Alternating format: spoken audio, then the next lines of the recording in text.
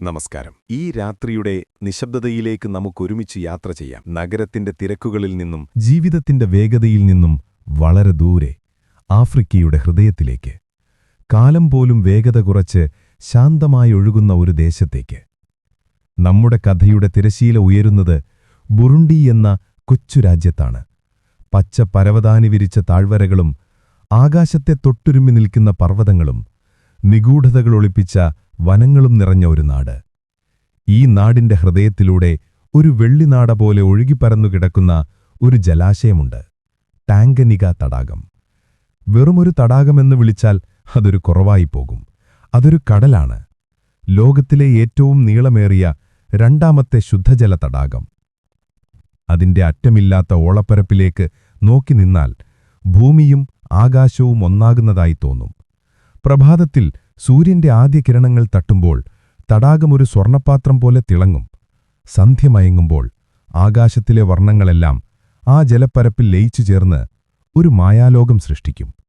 നിലാവുദിക്കുമ്പോൾ തടാകമൊരു വെള്ളി പരവതാനി വിരിക്കും. ഓരോ നിമിഷവും രൂപം മാറുന്ന, ഭാവം മാറുന്ന ഒരു ജീവനുള്ള പ്രതിഭാസം. ഈ തടാകത്തിന്റെ ആഴങ്ങളിൽ എന്തെല്ലാം രഹസ്യങ്ങളായിരിക്കും ഒളിഞ്ഞിരിക്കുന്നത്? കോടിക്കണക്കിന് വർഷങ്ങളുടെ ഓർമ്മകൾ ആഴങ്ങളിലെ ചെളിയിൽ പുതഞ്ഞുകിടക്കുന്നുണ്ടാവാം. മനുഷ്യന്റെ പരിണാമത്തിന് സാക്ഷ്യം വഹിത്ത ജലം, എണ്ണിയാലൊടുങ്ങാത്ത ജീവജാലങ്ങൾക്ക് അഭയം നൽകുന്ന അമ്മ. ഈ തടാകത്തിന്റെ കരകളിൽ ജീവിക്കുന്ന മനുഷ്യർക്ക് അത് കേവലം ഒരു ജലാശയമല്ല, അവരുടെ അമ്മയാണ്, ദൈവമാണ്. അവർക്ക് അന്നം നൽകുന്നത്, അവരുടെ ദാഹം ശമിപ്പിക്കുന്നത്, അവരുടെ ജീവിതത്തിന്റെ താളം നിർണയിക്കുന്നത് ഈ തടാകമാണ്. തലമുറകളായി അവർ ഈ തടാകത്തെ ആശ്രയിച്ച് ജീവിക്കുന്നു. അവരുടെ പാട്ടുകളിലും കഥകളിലും പ്രാർത്ഥനകളിലും ടാങ്കനിക ജീവിക്കുന്നു. നമ്മുടെ കഥ തുടങ്ങുന്നത് ഈ തടാകത്തിന്റെ കിഴക്കേക്കരയിലുള്ള ഒരു കൊച്ചു ഗ്രാമത്തിൽ നിന്നാണ്. കിഗോഷി എന്നായിരുന്നു ആ ഗ്രാമത്തിന്റെ പേര്. 100-ൽ താഴെ മാത്രം കുടുംബങ്ങൾ താമസിക്കുന്ന ഒരിടം.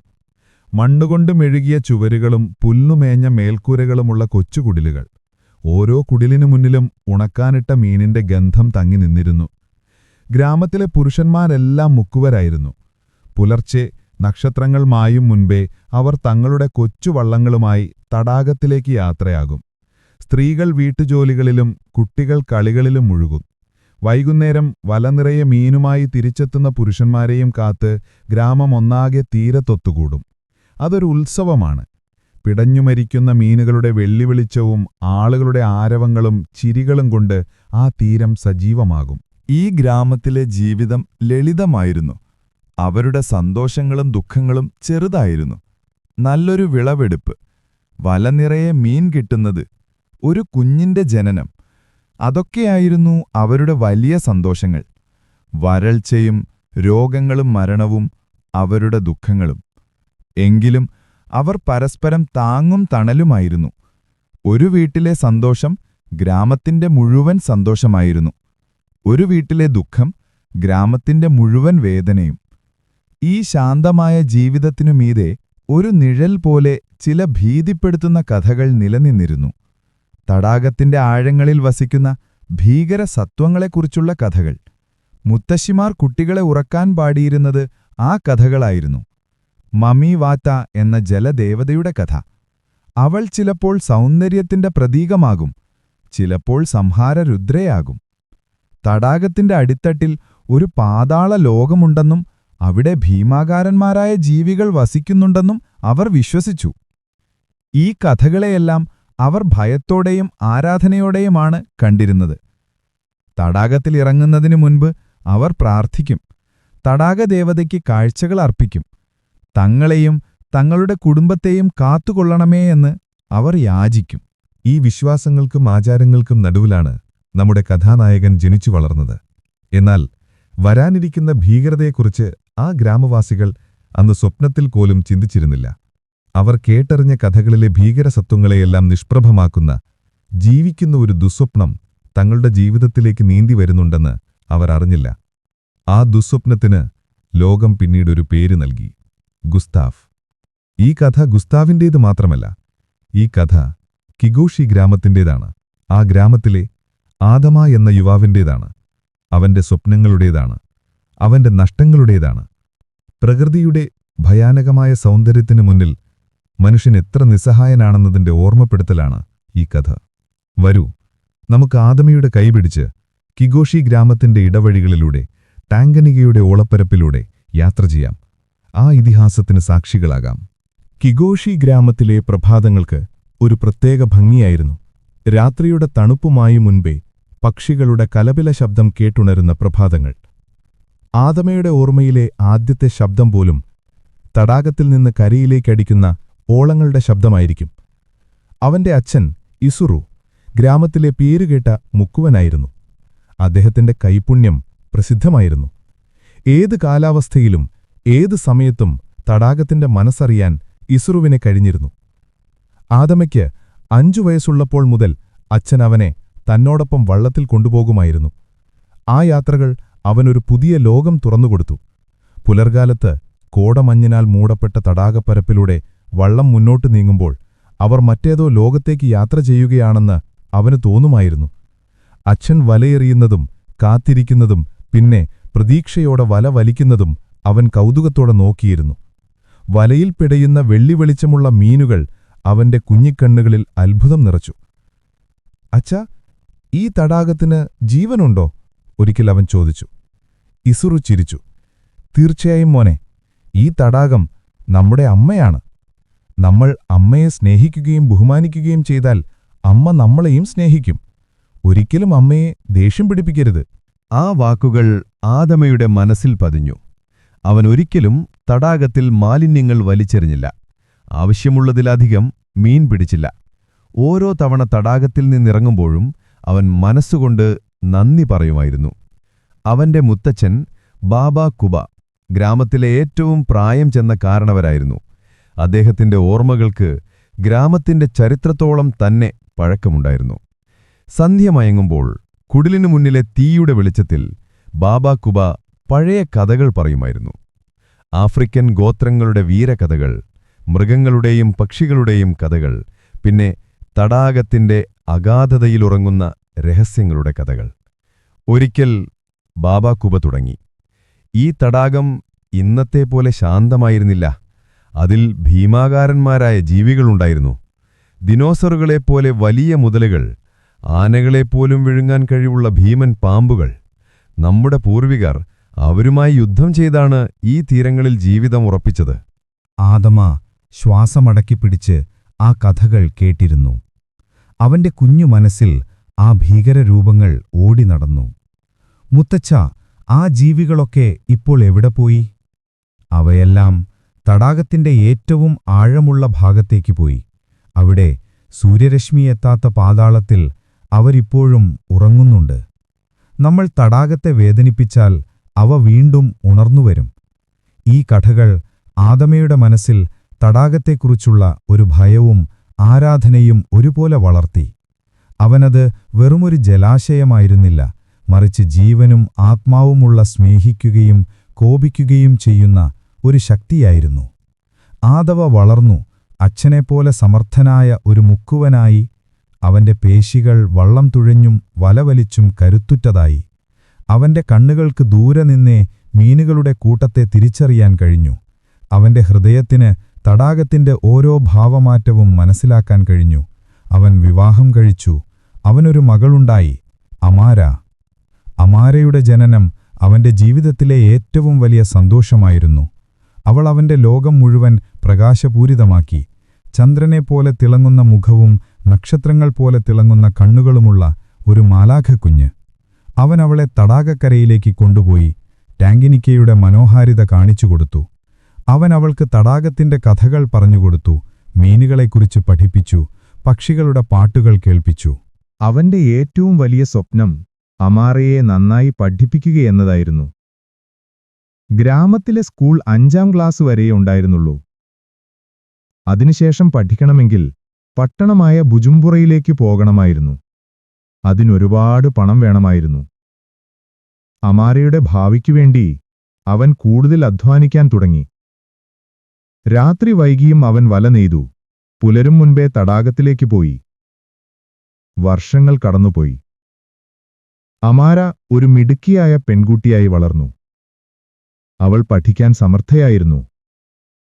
ഗ്രാമത്തിലെ സ്കൂളിൽ അവൾ എപ്പോഴും ഒന്നാമതായിരുന്നു. അച്ഛൻ പറയുന്ന കഥകൾ കേട്ട് അവളും തടാകത്തെ സ്നേഹിച്ചു. എന്നാൽ അവൾക്കതിനെ ഭയമുണ്ടായിരുന്നില്ല. അവൾ കൂട്ടുകാരുമായി തടാകക്കരയിൽ കളിച്ചു, ഓളങ്ങളിൽ കാലിട്ടിരുന്നു. ആദമ അവളെ വിലക്കുമായിരുന്നു. മോളെ, അധികം ആഴത്തിലേക്ക് പോകരുത്, തടാകം എപ്പോഴും ഒരുപോലെയല്ല. അവൾ ചിരിച്ചുകൊണ്ട് പറയും, എനിക്കൊന്നും വരില്ല അച്ഛാ, തടാകം നമ്മുടെ അമ്മയല്ലേ, അമ്മ മക്കളെ ഉപദ്രവിക്കുമോ? അവളുടെ ആ നിഷ്കളങ്കമായ ചോദ്യത്തിനു മുന്നിൽ അവൻ നിശബ്ദനാകുമായിരുന്നു. അവന്റെ ഉള്ളിലെവിടെയോ ഒരു ഭയം മുളപൊട്ടിയിരുന്നു. സമീപഗ്രാമങ്ങളിൽ നിന്ന് ചില അശുഭകരമായ വാർത്തകൾ വരുന്നുണ്ടായിരുന്നു. തടാകത്തിൽ കാണാതാകുന്ന മനുഷ്യരെക്കുറിച്ച്, അസാധാരണ വലുപ്പമുള്ള ഒരു മുതലയെ കണ്ടുവെന്നതിനെക്കുറിച്ച്. കിഗോഷിയിലെ ആളുകൾ അതൊന്നും കാര്യമാക്കിയില്ല. അതൊക്കെ കെട്ടുകഥകളാണെന്ന് അവർ വിശ്വസിച്ചു. ടാങ്കനിക തങ്ങളെ സംരക്ഷിക്കുമെന്ന് അവർ ഉറച്ചു വിശ്വസിച്ചു. ഒരു ദിവസം ആദമ പതിവിലും നേരത്തെ വീട്ടിലെത്തി. അവന്റെ മുഖം വിളറിയിരുന്നു. അവന്റെ കൈകൾ വിറയ്ക്കുന്നുണ്ടായിരുന്നു. എന്തുപറ്റി? അവന്റെ ഭാര്യ ചോദിച്ചു.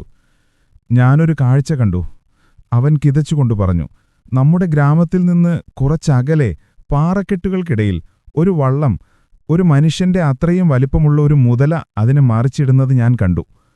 അവന്റെ വാക്കുകൾ ആ കുടിലിൽ ഭയത്തിന്റെ ഒരു തണുത്ത കാറ്റുവീശി. അന്ന് രാത്രി ആദമിക്ക് ഉറങ്ങാൻ കഴിഞ്ഞില്ല. അവന്റെ മനസ്സിൽ മുത്തച്ഛൻ പറഞ്ഞ കഥകളിലെ ഭീമാകാരനായ ജീവി ഉണർന്നെണീറ്റിരിക്കുന്നു. കാലത്തിന്റെ അഗാധതയിൽ നിന്ന്, ടാങ്കനികയുടെ പാതാളത്തിൽ നിന്ന് ഒരു ഭീകരസത്വം അതിന്റെ വിശപ്പടക്കാൻ വന്നിരിക്കുന്നു. അന്നുമുതൽ ആദമയുടെയും കിഗോഷി ഗ്രാമത്തിന്റെയും ജീവിതം മാറിത്തുടങ്ങുകയായിരുന്നു. അവർ അതുവരെ അറിഞ്ഞിരുന്ന ശാന്തമായ ലോകം അവസാനിക്കുകയായിരുന്നു. ആദമ കണ്ട കാഴ്ച ഗ്രാമത്തിൽ കാട്ടുതീ പോലെ പടർന്നു. തുടക്കത്തിൽ പലരും അത് വിശ്വസിച്ചില്ല. ആദമയ്ക്ക് എന്തോ തോന്നിയതായിരിക്കുമെന്നും ഇരുട്ടിൽ കാഴ്ച പിഴച്ചതായിരിക്കുമെന്നും അവർ പറഞ്ഞു. ഒരു മനുഷ്യന്റെ അത്ര വലുപ്പമുള്ള മുതലയോ? അങ്ങനെയൊന്നുണ്ടാകില്ല. ഗ്രാമത്തിലെ കാരണവന്മാർ പോലും വിധിയെഴുതി. എന്നാൽ ആദമയുടെ കണ്ണുകളിലെ ഭയം യഥാർത്ഥമായിരുന്നു. അവൻ കണ്ടത് ഒരു സ്വപ്നമായിരുന്നില്ല. ദിവസങ്ങൾ കടന്നുപോയി. ആദമയുടെ മുന്നറിയിപ്പിനെ ആളുകൾ പതിയെ മറന്നു തുടങ്ങി. ജീവിതം പഴയപടി തുടർന്നു. മുക്കുവർ പതിവുപോലെ തടാകത്തിലേക്ക് പോയി. സ്ത്രീകൾ തടാകക്കരയിൽ അലക്കാനും വെള്ളമെടുക്കാനും പോയി. കുട്ടികൾ തീരത്ത് കളിച്ചു. എന്നാൽ ആദമയുടെ ഉള്ളിലെ ഭയം മാറിയിരുന്നില്ല. അവൻ കൂടുതൽ ശ്രദ്ധാലുവായി. തന്റെ ഭാര്യയെയോ മകളെയോ അവൻ തനിച്ച് തടാകക്കരയിലേക്ക് വിട്ടില്ല. മീൻ പിടിക്കാൻ പോകുമ്പോൾ അവൻ ഒറ്റയ്ക്ക് പോകാതെ മറ്റു വള്ളങ്ങളോട് ചേർന്നാണ് സഞ്ചരിച്ചത്. അവന്റെ ഈ മാറ്റം കണ്ട് പലരും അവനെ കളിയാക്കി. ആദമ ഒരു ഭീരുവായിരിക്കുന്നു എന്നവരടക്കം പറഞ്ഞു. എന്നാൽ ആ കളിയാക്കലുകൾക്ക് അധികം ആയുസ്സുണ്ടായിരുന്നില്ല. ഒരു സന്ധ്യയിൽ കിഴക്കേ തീരത്തുനിന്നുള്ള 2 മുക്കുവർ ഗ്രാമത്തിലേക്ക് തിരിച്ചെത്തിയില്ല. മാബേലയും അവന്റെ മകൻ കോജോയും. അവരെന്നും ഒരുമിച്ചാണ് മീൻ പിടിക്കാൻ പോയിരുന്നത്. രാത്രി വൈകിയിട്ടും അവരെ കാണാതായപ്പോൾ ഗ്രാമവാസികൾക്ക് ആശങ്കയായി. പിറ്റേന്ന് രാവിലെ ഗ്രാമത്തിലെ പുരുഷന്മാരെല്ലാം ചേർന്ന് അവർക്കായി തിരച്ചിലാരംഭിച്ചു. മണിക്കൂറുകൾ നീണ്ട തിരച്ചിലിനൊടുവിൽ അവർ ആ കാഴ്ച കണ്ടു. തകർന്നടിഞ്ഞ നിലയിൽ ഒരു വള്ളത്തിന്റെ അവശിഷ്ടങ്ങൾ. അതിലൊരു ഭാഗത്ത് ഭീമാകാരമായ പല്ലുകൾ ആഴ്ന്നിറങ്ങിയതിന്റെ പാടുകൾ വ്യക്തമായി കാണാമായിരുന്നു. ആ കാഴ്ച ഗ്രാമത്തെ മുഴുവൻ ഞെട്ടിച്ചു. അതൊരു സാധാരണ അപകടമായിരുന്നില്ല, അതൊരാക്രമണമായിരുന്നു. മാബേലയുടെയും കോജോയുടെയും മൃതദേഹങ്ങൾ പിന്നീട് കണ്ടെത്താനായില്ല. തടാകം അവരെ വിഴുങ്ങിയിരുന്നു. ആ സംഭവത്തോടെ കിഗോഷി ഗ്രാമത്തിന്റെ മുഖം മാറി. ചിരികളും സന്തോഷങ്ങളും അപ്രത്യക്ഷമായി. ഭയം ഓരോ മുഖത്തും നിഴലിച്ചു. ആളുകൾ പരസ്പരം സംസാരിക്കുന്നത് കുറഞ്ഞു. അവർ ഇരുട്ടി വീഴും മുൻപേ കുടിലുകളിൽ കയറി വാതിലടച്ചു. മുത്തശ്ശിമാർ പറഞ്ഞിരുന്ന പഴയ കഥകളിലെ ഭീകരസത്വം ഇപ്പോൾ ഒരു യാഥാർത്ഥ്യമായിരിക്കുന്നു. അത് തങ്ങളുടെ ഗ്രാമത്തിന്റെ പടിവാതിൽക്കിലെത്തിയിരിക്കുന്നു. അന്നു രാത്രി ഗ്രാമത്തിലെ കാരണവന്മാരൊത്തുകൂടി. ആദമയും ആ കൂട്ടത്തിലുണ്ടായിരുന്നു. ഇത് തടാകദേവതയുടെ കോപമാണ്, ഒരു വൃദ്ധൻ പറഞ്ഞു. നമ്മളെന്തോ തെറ്റു ചെയ്തിരിക്കുന്നു. മറ്റൊരാൾ പറഞ്ഞു, ഇതൊരു സാധാരണ മുതലയല്ല, ഇതൊരു ചെകുത്താനാണ്, അതിനെ കൊല്ലാൻ നമുക്ക് കഴിയില്ല. അവർ തടാകദേവതയെ പ്രീതിപ്പെടുത്താനായി പൂജകൾ നടത്താൻ തീരുമാനിച്ചു. അടുത്ത ദിവസം രാവിലെ ഗ്രാമവാസികളെല്ലാം തടാകക്കരയിൽ ഒത്തുകൂടി. അവർ പാട്ടുകൾ പാടി പ്രാർത്ഥിച്ചു. തങ്ങൾ വളർത്തുന്നതിലേറ്റവും നല്ലൊരാടിനെ തടാകത്തിലേക്ക് എറിഞ്ഞുകൊടുത്തു. തങ്ങളെ ഈ വിപത്തിൽ നിന്ന് രക്ഷിക്കണമേ എന്ന് അവർ കണ്ണീരോടെ യാചിച്ചു. ദിവസങ്ങളോളം ആരും തടാകത്തിലേക്ക് പോയില്ല. ഗ്രാമത്തിൽ പട്ടിണി തുടങ്ങി. ഉണക്കിവെച്ച മീനെല്ലാം തീർന്നു. കുട്ടികൾ വിശന്ന് കരയാൻ തുടങ്ങി. ജീവിക്കണമെങ്കിൽ തടാകത്തിലേക്ക് പോയേ മതിയാവൂ എന്ന അവസ്ഥയായി. ഗ്രാമത്തിലെ ചെറുപ്പക്കാർ ഒരു സംഘം ചേർന്ന് പോകാമെന്ന് തീരുമാനിച്ചു. ആയുധങ്ങളായി കുന്തങ്ങളും വലിയ കത്തികളും അവർ കയ്യിൽ കരുതി. ആദമയും ആ സംഘത്തിലുണ്ടായിരുന്നു. ഭയത്തോടെയാണെങ്കിലും അവർ വള്ളങ്ങളുമായി തടാകത്തിലേക്ക് പുറപ്പെട്ടു. ഓരോ നിമിഷവും അവർ ജലപ്പരപ്പിൽ ആ ഭീകരരൂപത്തെ പ്രതീക്ഷിച്ചു. എന്നാൽ അന്നൊന്നും സംഭവിച്ചില്ല. അവർക്ക് ധാരാളം മീൻ കിട്ടി. അവർ സന്തോഷത്തോടെ ഗ്രാമത്തിലേക്ക് മടങ്ങി. അവരുടെ ഭയം പതിയെ കുറഞ്ഞു തുടങ്ങി. ഒരുപക്ഷേ തങ്ങളുടെ പ്രാർത്ഥന തടാകദേവത കേട്ടിരിക്കാം എന്നവർ വിശ്വസിച്ചു. എന്നാൽ ആ വിശ്വാസം തെറ്റായിരുന്നു.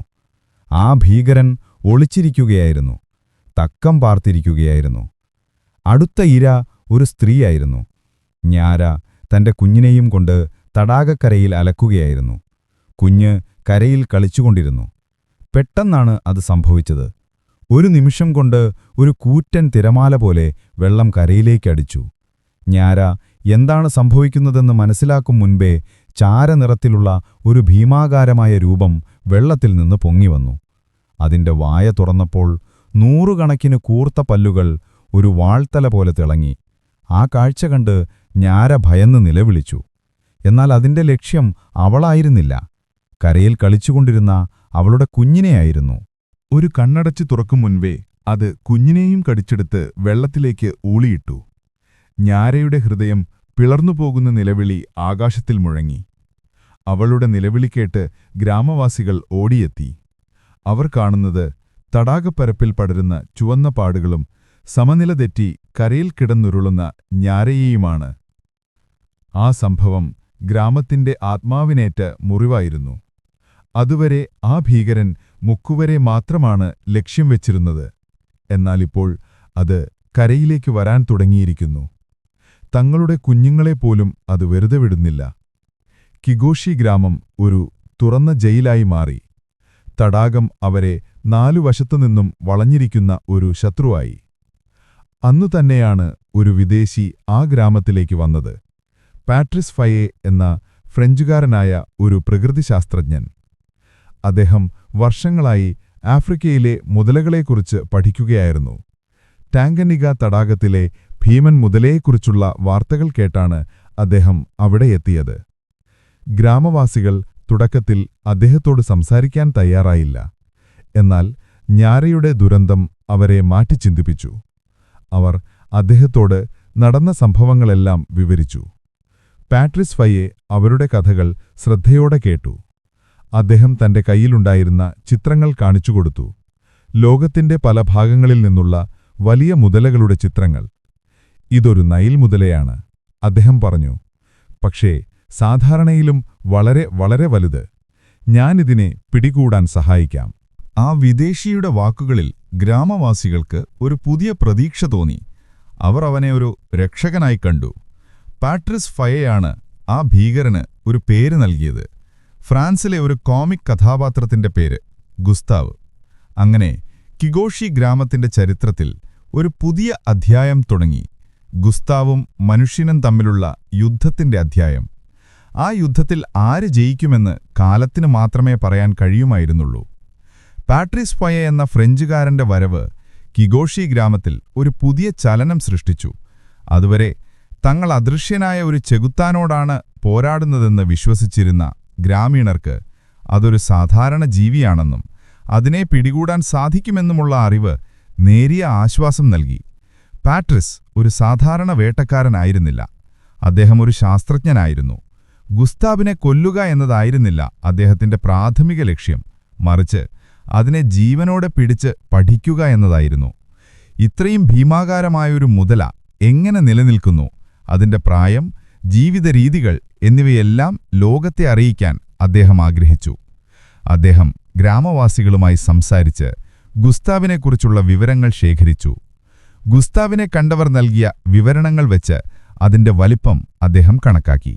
ഏകദേശം 20 അടി, 6 മീറ്റർ നീളം, 1000 കിലോഗ്രാമിൽ കൂടുതൽ ഭാരം. അതിന്റെ തല ഒരു ചെറിയ വള്ളത്തോളം വലുതായിരുന്നു. അതിന്റെ ചാരനിറത്തിലുള്ള ശരീരത്തിൽ വെടിയുണ്ടകൾ ഏറ്റതെന്ന് സംശയിക്കാവുന്ന 3 വലിയ പാടുകളുണ്ടായിരുന്നു. ഈ പാടുകളാണ് അവനെ തിരിച്ചറിയാനുള്ള പ്രധാന അടയാളം.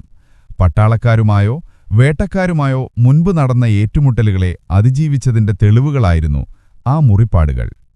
അവന്റെ പ്രായം 100-ൽ കൂടുതലായിരിക്കാം, പാട്രിസ് പറഞ്ഞു. സാധാരണയായി ഈ പ്രായത്തിലുള്ള മുതലകൾക്ക് പല്ലുകൾ കൊഴിഞ്ഞു തുടങ്ങും. അതുകൊണ്ട് അവയ്ക്ക് മീനുകളെയും ചെറിയ മൃഗങ്ങളെയും പിടിക്കാൻ ബുദ്ധിമുട്ടായിരിക്കും.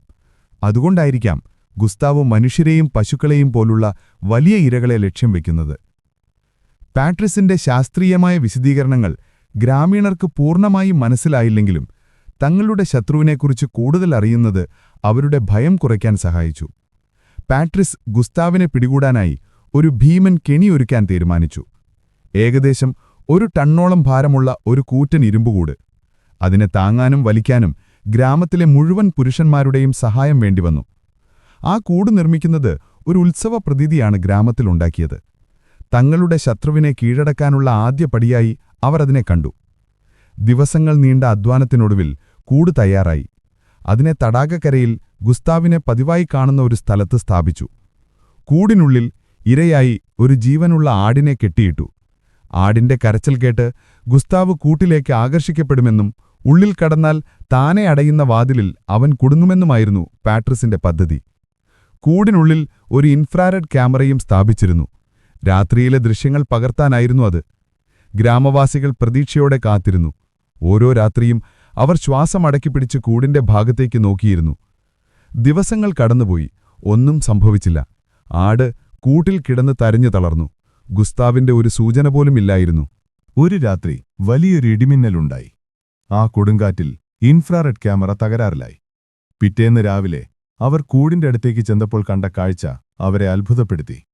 കൂട് ശൂന്യമായിരുന്നു. ആടിനെ കാണാനില്ലായിരുന്നു. കൂടിന്റെ വാതിൽ അടഞ്ഞിട്ടുമില്ല. എന്നാൽ കൂടിനു ചുറ്റുമുള്ള ചെളിയിൽ ഒരു ട്രാക്ടറിന്റെ ടയർ പതിഞ്ഞതുപോലെയുള്ള ഭീമാകാരമായ കാൽപ്പാടുകൾ. ഗുസ്താവ് അവിടെ വന്നിരുന്നു. അവൻ കൂടിനു ചുറ്റും നടന്നു. ഒരുപക്ഷേ ആടിനെ എങ്ങനെയോ പുറത്തുനിന്ന് ആക്രമിച്ചു കൊന്നിരിക്കാം.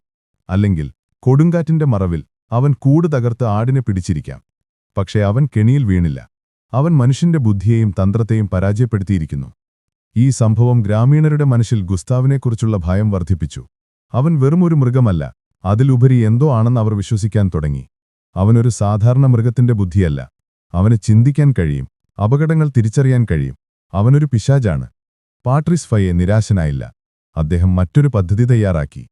ഇത്തവണ അവർ രാത്രിയിൽ വള്ളങ്ങളിൽ നിശബ്ദമായി സഞ്ചരിച്ച് ഗുസ്താവിനെ കണ്ടെത്തി മയക്കുപിടി വയ്ക്കാനായിരുന്നു തീരുമാനം. അതൊരു അപകടം പിടിച്ച പദ്ധതിയായിരുന്നു. ഇരുട്ടിൽ ആ ഭീമന്റെ മുന്നിൽപ്പെട്ടാൽ രക്ഷപ്പെടാൻ ഒരു സാധ്യതയുമില്ല. എങ്കിലും ആദം ഉൾപ്പെടെയുള്ള ധൈര്യശാലികളായ കുറച്ചുപേർ പാട്രിസിനൊപ്പം ചേരാൻ തയ്യാറായി. അവർ നിലാവില്ലാത്ത രാത്രികൾ കൈകാത്തിരുന്നു. അത്തരമൊരു രാത്രിയിൽ 3 വള്ളങ്ങളിലായി അവർ യാത്ര തിരിച്ചു.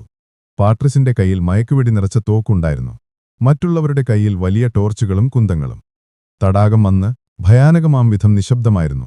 ഓളങ്ങളുടെ ശബ്ദം മാത്രം. അവർ മണിക്കൂറുകളോളം തടാകത്തിന്റെ പല ഭാഗങ്ങളിലും സഞ്ചരിച്ചു. പെട്ടെന്ന് ഒരു വള്ളത്തിലുണ്ടായിരുന്നയാൾ ദൂരെ വെള്ളത്തിൽ 2 ചുവന്ന ബിന്ദുക്കൾ തിളങ്ങുന്നത് കണ്ടു. ഒരു മുതലയുടെ കണ്ണുകൾ രാത്രിയിൽ പ്രകാശം തട്ടുമ്പോൾ അങ്ങനെയാണ് തിളങ്ങുന്നത്. അവർ ശബ്ദമുണ്ടാക്കാതെ ആ ദിശയിലേക്ക് വള്ളങ്ങൾ തുഴഞ്ഞു. അടുത്തെത്തിയപ്പോൾ ആ കാഴ്ച കണ്ട് അവരുടെ രക്തം തണുത്തുറഞ്ഞു. അത് ഗുസ്താവ് തന്നെയായിരുന്നു. ഒരു ചെറിയ പാറപ്പുറത്ത് കരയ്ക്കടിഞ്ഞ ഒരു ഹിപ്പപ്പൊട്ടാമസിനെ ഭക്ഷിക്കുകയായിരുന്നു അവൻ. അവന്റെ വലിപ്പം അവർ സങ്കൽപ്പിച്ചതിലും ഭീമാകാരമായിരുന്നു. പാട്രിസ് ഫയെ തോക്ക് അവന്റെ നേരെ ചൂണ്ടി. എന്നാൽ ഗുസ്താവ് അവരുടെ സാന്നിധ്യം തിരിച്ചറിഞ്ഞു. അവൻ ഭക്ഷണം നിർത്തി തലയുയർത്തി അവരെ നോക്കി. ആ നോട്ടത്തിൽ ഒരു തണുത്ത ക്രൗര്യമുണ്ടായിരുന്നു. അവൻ ഒരു നിമിഷം നിശ്ചലനായി നിന്നു. പിന്നെ ഒരു കൊടുങ്കാറ്റുപോലെ അവൻ വെള്ളത്തിലേക്ക് ചാടി. അവൻ സൃഷ്ടിച്ച ഓളത്തിൽ അവരുടെ വള്ളങ്ങൾ ആടിയുലഞ്ഞു. ഒരു വെള്ളം മറിയേണ്ടതായിരുന്നു. ഭാഗ്യം കൊണ്ടാണ് രക്ഷപ്പെട്ടത്. അവർക്ക് നേരെ വരുന്നതിനു പകരം അവൻ അഗാധമായ വെള്ളത്തിലേക്ക് ഊളിയിട്ട് അപ്രത്യക്ഷനായി. അവൻ അവരെ വെറുതെ വിട്ടതായിരുന്നു. അവൻ അവരെ ആക്രമിക്കാൻ താൽപ്പര്യമില്ലായിരുന്നു. അല്ലെങ്കിൽ അവനൊരു മുന്നറിയിപ്പ് നൽകുകയായിരുന്നു. എന്റെ വഴിക്ക് വരരുത് എന്ന മുന്നറിയിപ്പ്. ആ രാത്രിയിലെ സംഭവത്തോടെ പാട്രിസ് ഫയയ്ക്ക് ഒരു കാര്യം മനസ്സിലായി. ഗുസ്താവിനെ പിടികൂടുക എന്നത് അസാധ്യമാണ്. അവൻ കരുത്തൻ മാത്രമല്ല, അതിബുദ്ധിമാനുമാണ്. തന്റെ ശ്രമങ്ങൾ പരാജയപ്പെട്ടതോടെ പാട്രിസ് ഫയെ കുറച്ചുകാലത്തേക്ക് ഗ്രാമം വിട്ടുപോയി. കൂടുതൽ മെച്ചപ്പെട്ട ഉപകരണങ്ങളുമായി തിരിച്ചുവരാമെന്ന് അദ്ദേഹം വാക്ക് നൽകി. വേട്ടക്കാരൻ പരാജയപ്പെട്ടിരിക്കുന്നു. കിഗോഷി ഗ്രാമം വീണ്ടും തനിച്ചായി. അവരുടെ പ്രതീക്ഷകൾ അസ്തമിച്ചിരുന്നു. ഇപ്പോൾ ഗുസ്താവിനറിയാം മനുഷ്യർ അവനെ വേട്ടയാടുന്നുണ്ടെന്ന്. അവന്റെ പ്രതികാരം എങ്ങനെയായിരിക്കുമെന്നോർത്തുകൊണ്ട് ആ ഗ്രാമം ഭയത്തിന്റെ ഇരുണ്ട രാത്രികൾ എണ്ണിക്കഴിച്ചു. പാട്രിസ് ഫയെ ഗ്രാമം വിട്ടുപോയതോടെ കിഗോഷിയിൽ വീണ്ടും പഴയ നിശബ്ദതയും ഭയവും തിരിച്ചെത്തി. ഗുസ്താവിനെ പിടികൂടാനുള്ള ശ്രമങ്ങൾ അവനെ കൂടുതൽ പ്രകോപിപ്പിച്ചിരിക്കുമോ എന്നതായിരുന്നു ഗ്രാമീണരുടെ പ്രധാന ആശങ്ക. കുറച്ചു നാളത്തേട്ട് തടാകം ശാന്തമായിരുന്നു. ഗുസ്താവിന്റെ ഒരു ലക്ഷണവും കണ്ടില്ല. ഒരുപക്ഷെ അവൻ സ്ഥലം വിട്ടുപോയിരിക്കാമെന്ന് ചിലർ ശുഭാപ്തി വിശ്വാസം പ്രകടിപ്പിച്ചു. എന്നാൽ ആദമയ്ക്കറിയാമായിരുന്നു അത് കൊടുങ്കാറ്റിനു മുൻപുള്ള ശാന്തത മാത്രമാണെന്ന്. ഈ ഭയത്തിന്റെ നിഴലിലും ആദമയുടെ ജീവിതത്തിലെ ഒരേ ഒരു വെളിച്ചം അവന്റെ മകൾ അമാരയായിരുന്നു. അവൾക്കിപ്പോൾ 12 വയസ്സായിരുന്നു. ഗ്രാമത്തിലെ സ്കൂളിലെ അവസാന വർഷം. അവളുടെ കണ്ണുകളിൽ നിറയെ സ്വപ്നങ്ങളായിരുന്നു. അവൾക്കൊരു ടീച്ചറാകണമായിരുന്നു. പട്ടണത്തിലെ വലിയ സ്കൂളിൽ പോയി പഠിച്ച് തിരികെ വന്ന് കിഗോഷിയിലെ കുട്ടികളെ പഠിപ്പിക്കണം. അക്ഷരങ്ങളുടെ ലോകം അവർക്ക് തുറന്നുകൊടുക്കണം. അച്ഛാ, ഞാൻ ടീച്ചറാകുമ്പോൾ നമ്മുടെ ഗ്രാമത്തിലെ ഒരു കുട്ടി പോലും നിരക്ഷരനായിരിക്കില്ല, അവൾ പറയുമായിരുന്നു. അവർക്ക് ലോകത്തെക്കുറിച്ചുള്ള കഥകൾ ഞാൻ പറഞ്ഞുകൊടുക്കും, വലിയ പുസ്തകങ്ങൾ വായിക്കാൻ പഠിപ്പിക്കും. അവളുടെ വാക്കുകൾ കേൾക്കുമ്പോൾ ആദമയുടെ ഹൃദയം അഭിമാനം കൊണ്ട് നിറയുമായിരുന്നു. തന്റെ മകൾ തന്നേക്കാൾ വലിയ സ്വപ്നങ്ങളാണ് കാണുന്നത്. അവളുടെ ആ സ്വപ്നങ്ങൾ യാഥാർത്ഥ്യമാക്കുകയെന്നത് അവന്റെ ജീവിത ലക്ഷ്യമായി മാറി.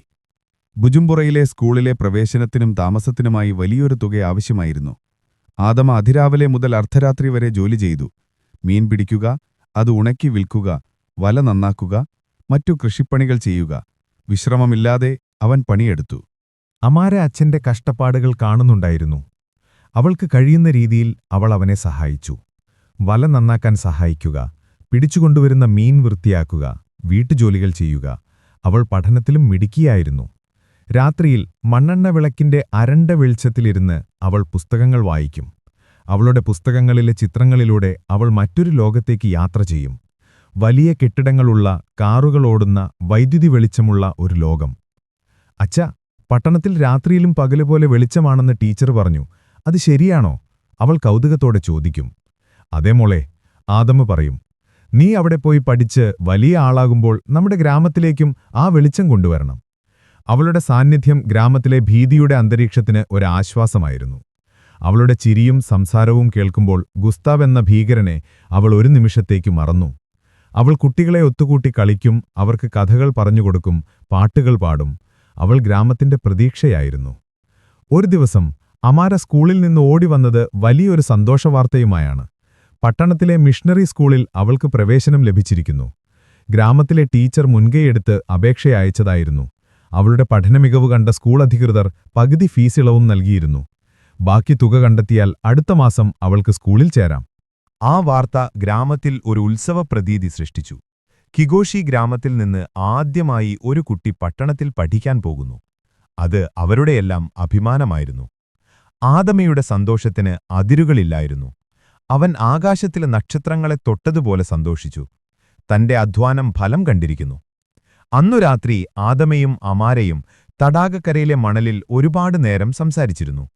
നിലാവിന്റെ വെളിച്ചത്തിൽ തടാകം ശാന്തമായി ഉറങ്ങുന്നതുപോലെ തോന്നി. അച്ഛന് പേടിയില്ലേ ഞാൻ ദൂരേക്കു പോകുന്നതിൽ?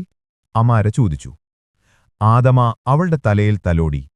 പേടിയുണ്ട് മോളെ, പക്ഷെ എന്റെ സന്തോഷം അതിനേക്കാൾ വലുതാണ്. നീ ഒരുപാട് കാര്യങ്ങൾ പഠിക്കണം, പുതിയൊരു ലോകം കാണണം. എന്റെ മകൾ ഈ തടാകക്കരയിൽ ഒതുങ്ങിപ്പോകേണ്ടവളല്ല. അവൻ ദൂരേക്ക് വിരൽ ചൂണ്ടിപ്പറഞ്ഞു. അവിടെ ആകാശവും തടാകവും ഒന്നിക്കുന്നിടത്ത് ഒരു പുതിയ ലോകമുണ്ട്. നീ അവിടേക്ക് പറന്നുയരണം. അവർക്കിടയിൽ കുറച്ചുനേരം മൗനം നിറഞ്ഞു. അച്ഛാ, ഗുസ്താവ്, അവൻ നമ്മളെ വിട്ടുപോയോ? അവൾ പതിയെ ചോദിച്ചു. അവളുടെ ശബ്ദത്തിൽ നേരിയ ഭയമുണ്ടായിരുന്നു. ആദമ ഒരു നെടുവീർപ്പിട്ടു. അറിയില്ല മോളെ, ഒരുപക്ഷേ പോയിരിക്കാം. അല്ലെങ്കിൽ അവൻ ഈ ആഴങ്ങളിൽ എവിടെയെങ്കിലും പതിയിരിക്കുന്നുണ്ടാവാം. നമ്മളെപ്പോഴും ശ്രദ്ധിക്കണം. നീ പട്ടണത്തിലേക്ക് പോയാൽ പിന്നെ എനിക്ക് സമാധാനമാകും. നീ അവിടെ സുരക്ഷിതയായിരിക്കുമല്ലോ. അവരുടെ സംഭാഷണത്തിനിടയിൽ ദൂരെ വെള്ളത്തിൽ എന്തോ ഒന്ന് അനങ്ങുന്നതുപോലെ അവന് തോന്നി. ഒരു വലിയ തടിക്കഷ്ണം ഒഴുകിപ്പോകുന്നതുപോലെ. അവൻ കണ്ണുകൾ കൂർപ്പിച്ചു നോക്കി. നിലാവിന്റെ വെളിച്ചം അത്ര വ്യക്തമായിരുന്നില്ല. ഒരു നിമിഷം അതൊരു ഭീമാകാരമായ തലയാണെന്നവന് തോന്നി.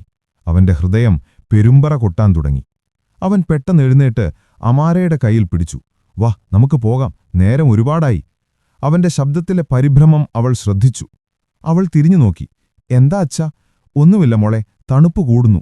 അവൻ അവളെയും കൊണ്ട് വേഗത്തിൽ കുടിലിലേക്ക് നടന്നു. അവൻ തിരിഞ്ഞു നോക്കിയില്ല. പക്ഷേ രണ്ടു ചുവന്ന കണ്ണുകൾ ഇരുട്ടിൽ നിന്ന് തങ്ങളെത്തന്നെ നോക്കുന്നുണ്ടെന്ന് അവന്റെ ഉൾമനസ്സ് പറയുന്നുണ്ടായിരുന്നു. ഗുസ്താവ് പോയിട്ടില്ല. അവൻ അവിടെ ഉണ്ട്. അവൻ കാത്തിരിക്കുകയാണ്.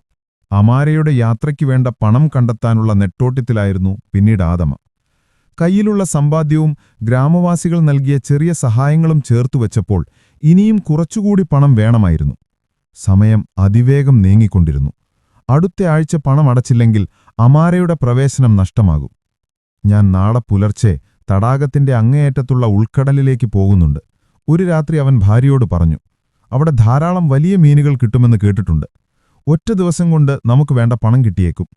അവളുടെ മുഖത്ത് ഭയം നിഴലിച്ചു. വേണ്ട, അത് അപകടമാണ്. ആ ഭാഗത്തേക്കിപ്പോൾ ആരും പോകാറില്ല. ഒന്നും സംഭവിക്കില്ല, അവൻ അവളെ ആശ്വസിപ്പിച്ചു. ഞാൻ ഒറ്റയ്ക്കല്ല, കൂടെ മറ്റ് 4 പേരുണ്ട്. ഞങ്ങൾ സൂര്യൻ ഉദിക്കും മുൻപേ പോയി ഉച്ചയ്ക്ക് മുൻപേ തിരിച്ചെത്തും. അമാരയ്ക്കു വേണ്ടി എനിക്കിത് ചെയ്തേ മതിയാവൂ. അവന്റെ തീരുമാനത്തിൽ ഒരച്ഛന്റെ നിശ്ചയദാർഢ്യമുണ്ടായിരുന്നു. തന്റെ മകളുടെ സ്വപ്നങ്ങൾക്ക് മുന്നിൽ സ്വന്തം ജീവന്റെ ഭയം പോലും അവനൊരു തടസ്സമായിരുന്നില്ല. ആ രാത്രി അവൻ തന്റെ വലകളും വള്ളവും ഒരുക്കിവെക്കുമ്പോൾ അമാര ഉറങ്ങുകയായിരുന്നു. അവളുടെ മുഖത്ത് വരാനിരിക്കുന്ന നല്ല നാളെയുടെ സ്വപ്നങ്ങൾ വിടർന്നു നിന്നിരുന്നു. അവളുടെ ആ സ്വപ്നങ്ങൾക്ക് എന്ത് വില കൊടുക്കേണ്ടി വരുമെന്ന് ആ പാവമച്ഛൻ അറിഞ്ഞിരുന്നില്ല. ആദമയും സംഘവും യാത്ര പുറപ്പെട്ട പ്രഭാതം ശാന്തമായിരുന്നു. ആകാശത്ത് നക്ഷത്രങ്ങൾ ബാക്കിയുണ്ടായിരുന്നു. തടാകപ്പരപ്പിൽ നിന്ന് നേർത്ത കോടമഞ്ഞുയർന്നുണ്ടായിരുന്നു. 5 വള്ളങ്ങൾ നിശബ്ദമായി കിഴക്കോട്ട് നീങ്ങി. അവരുടെ ലക്ഷ്യം ശാപഗ്രസ്തമായ ഉൾക്കടൽ എന്ന് ഗ്രാമീണർ വിളിച്ചിരുന്ന സ്ഥലമായിരുന്നു. പണ്ടവിടെ ധാരാളം മീൻ കിട്ടിയിരുന്നു. എന്നാൽ ഗുസ്താവിന്റെ വരവിന് ശേഷം ആരും അങ്ങോട്ട് പോകാറില്ലായിരുന്നു. ഗുസ്താവിന്റെ ഒളിത്താവളം ആ ഭാഗത്താണെന്ന് ഒരു വിശ്വാസമുണ്ടായിരുന്നു. എന്നാൽ അമാറയുടെ ഭാവിയായിരുന്നു ആദമയുടെ മനസ്സിൽ. ഭയത്തേക്കാൾ വലുത് അവന്റെ പ്രതീക്ഷയായിരുന്നു. മണിക്കൂറുകൾ നീണ്ട യാത്രയ്ക്കൊടുവിൽ അവർ ആ ഉൾക്കടലിലെത്തി. പാറക്കെട്ടുകൾ നിറഞ്ഞ നിഗൂഢമായ ഒരിടം. അവർ വലയെറിഞ്ഞ് കാത്തിരുന്നു. പ്രതീക്ഷിച്ചതുപോലെ തന്നെ വലയിൽ നിറയെ വലിയ മീനുകളായിരുന്നു. കുറഞ്ഞ സമയം കൊണ്ട് അവരുടെ വള്ളങ്ങൾ പകുതിയോളം നിറഞ്ഞു. സൂര്യൻ ഉച്ചസ്ഥായിലെത്തുന്നതിനു മുൻപേ അവർക്ക് തിരികെ പോകണമായിരുന്നു. ഇന്നത്തേക്കിത് മതി, ആദമ പറഞ്ഞു. നമ്മൾ ഭാഗ്യവാന്മാരാണ്, വേഗം തിരിച്ചു പോകാം. എല്ലാവരും അത് സമ്മതിച്ചു. സന്തോഷത്തോടെ അവർ വന വലിച്ചുതയറ്റാൻ തുടങ്ങി. ആദമയുടെ ഹൃദയം നിറഞ്ഞിരുന്നു. അമാരയുടെ സ്കൂൾ ഫീസിനുള്ള പണം കിട്ടിയിരിക്കുന്നു. അവൻ മനസ്സുകൊണ്ട് തടാകദേവതയ്ക്ക് നന്ദി പറഞ്ഞു. അപ്പോഴാണ് അത് സംഭവിച്ചത്. ആദ്യം അതൊരു നേരിയ ചലനമായിരുന്നു. അവരുടെ വള്ളങ്ങളിൽ നിന്ന് കുറച്ചകലെ വെള്ളത്തിനടിയിലൂടെ എന്തോ ഒന്ന് അതിവേഗം നീങ്ങുന്നതുപോലെ. പിന്നെ ഒരു നിമിഷാർത്ഥം കൊണ്ട് ഒരന്തർവാഹിനി പൊങ്ങിവരുന്നതുപോലെ ഗുസ്താവിന്റെ കൂറ്റൻ തല വെള്ളത്തിനു മുകളിൽ പ്രത്യക്ഷപ്പെട്ടു. അതിന്റെ കണ്ണുകൾക്ക് രക്തത്തിന്റെ നിറമായിരുന്നു. അതിന്റെ തുറന്ന വായിൽ നിന്ന് ഒരഴുകിയ ഗന്ധം കാറ്റിലൊഴുകിയെത്തി. അവർ ഭയന്നു മരവിച്ചുപോയി. തുഴയാൻ പോലും മറന്ന് അവർ ആ ഭീകരരൂപത്തെ നോക്കി നിന്നു. ഗുസ്താവ് അവരെ ആക്രമിച്ചില്ല.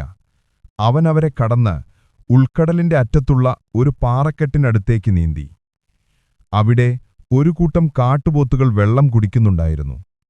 അവയിലൊന്ന് അല്പം മുന്നോട്ടു മാറി വെള്ളത്തിലേക്ക് ഇറങ്ങി നിൽക്കുകയായിരുന്നു. അടുത്ത നിമിഷം ഒരു സ്ഫോടനം പോലെ വെള്ളം ചിതറിത്തെറിച്ചു. ഗുസ്താവ് ആ കാട്ടുപോത്തിനെ അതിന്റെ കഴുത്തിൽ കടിച്ചുപിടിച്ച് വെള്ളത്തിലേക്ക് വലിച്ചു. ആ ഭീമാകാരമായ മൃഗം ഒരു കളിപ്പാട്ടം പോലെ വെള്ളത്തിൽ താഴ്ന്നുപോയി. ഗുസ്താവ് അതിനെ കടിച്ചുകീറി ഭക്ഷിക്കുന്നതിന്റെ ഭീകരമായ ശബ്ദം പാറക്കെട്ടുകളിൽ തട്ടി പ്രതിധ്വനിച്ചു. വെള്ളം മുഴുവൻ രക്തം കൊണ്ട് ചുവന്നു. ആ കാഴ്ച കണ്ട് ആദമയും കൂട്ടരും തകർന്നുപോയി.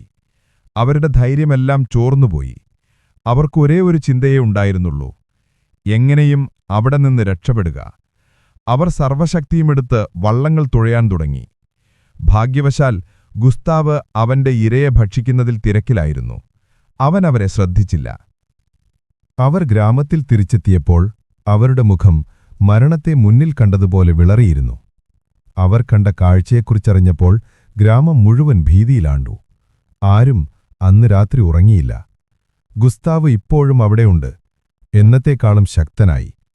അന്നത്തെ സംഭവത്തിനു ശേഷം ആദമ 2 ആഴ്ചയോളം തടാകത്തിലേക്ക് പോയില്ല. അവന്റെ കയ്യിൽ അമാരയുടെ സ്കൂൾ ഫീസിനുള്ള പണം തികഞ്ഞിരുന്നു. അവനത് സുരക്ഷിതമായി ഒരു പെട്ടിയിലാക്കി വച്ചു. ഇനി 2 ദിവസം കൂടി. അതിനുശേഷം ഗ്രാമത്തിൽ നിന്ന് പട്ടണത്തിലേക്ക് പോകുന്ന വ്യാപാരിയുടെ കൂടെ അമാരയെ അഴിക്കണം. ആ ദിവസങ്ങളിൽ ഗ്രാമത്തിലൊരു താൽക്കാലിക ശാന്തത നിലനിന്നു. ഒരുപക്ഷെ വലിയൊരു ഇരയെ കിട്ടിയതുകൊണ്ട് ഗുസ്താവ് കുറച്ചുകാലത്തേക്ക് ശാന്തനായിരിക്കുമെന്ന് അവർ കരുതി. കുട്ടികൾ വീണ്ടും തീരത്ത് കളിക്കാൻ തുടങ്ങി. മുതിർന്നവർ ചെറിയ തോതിൽ മീൻപിടുത്തം പുനരാരംഭിച്ചു. ഭയം മാറിയിരുന്നില്ല. പക്ഷേ ജീവിതം മുന്നോട്ടു പോയേ മതിയാവൂ. അമാരയുടെ യാത്രയുടെ തലേ ദിവസം ഗ്രാമത്തിൽ ചെറിയൊരാഘോഷം നടന്നു.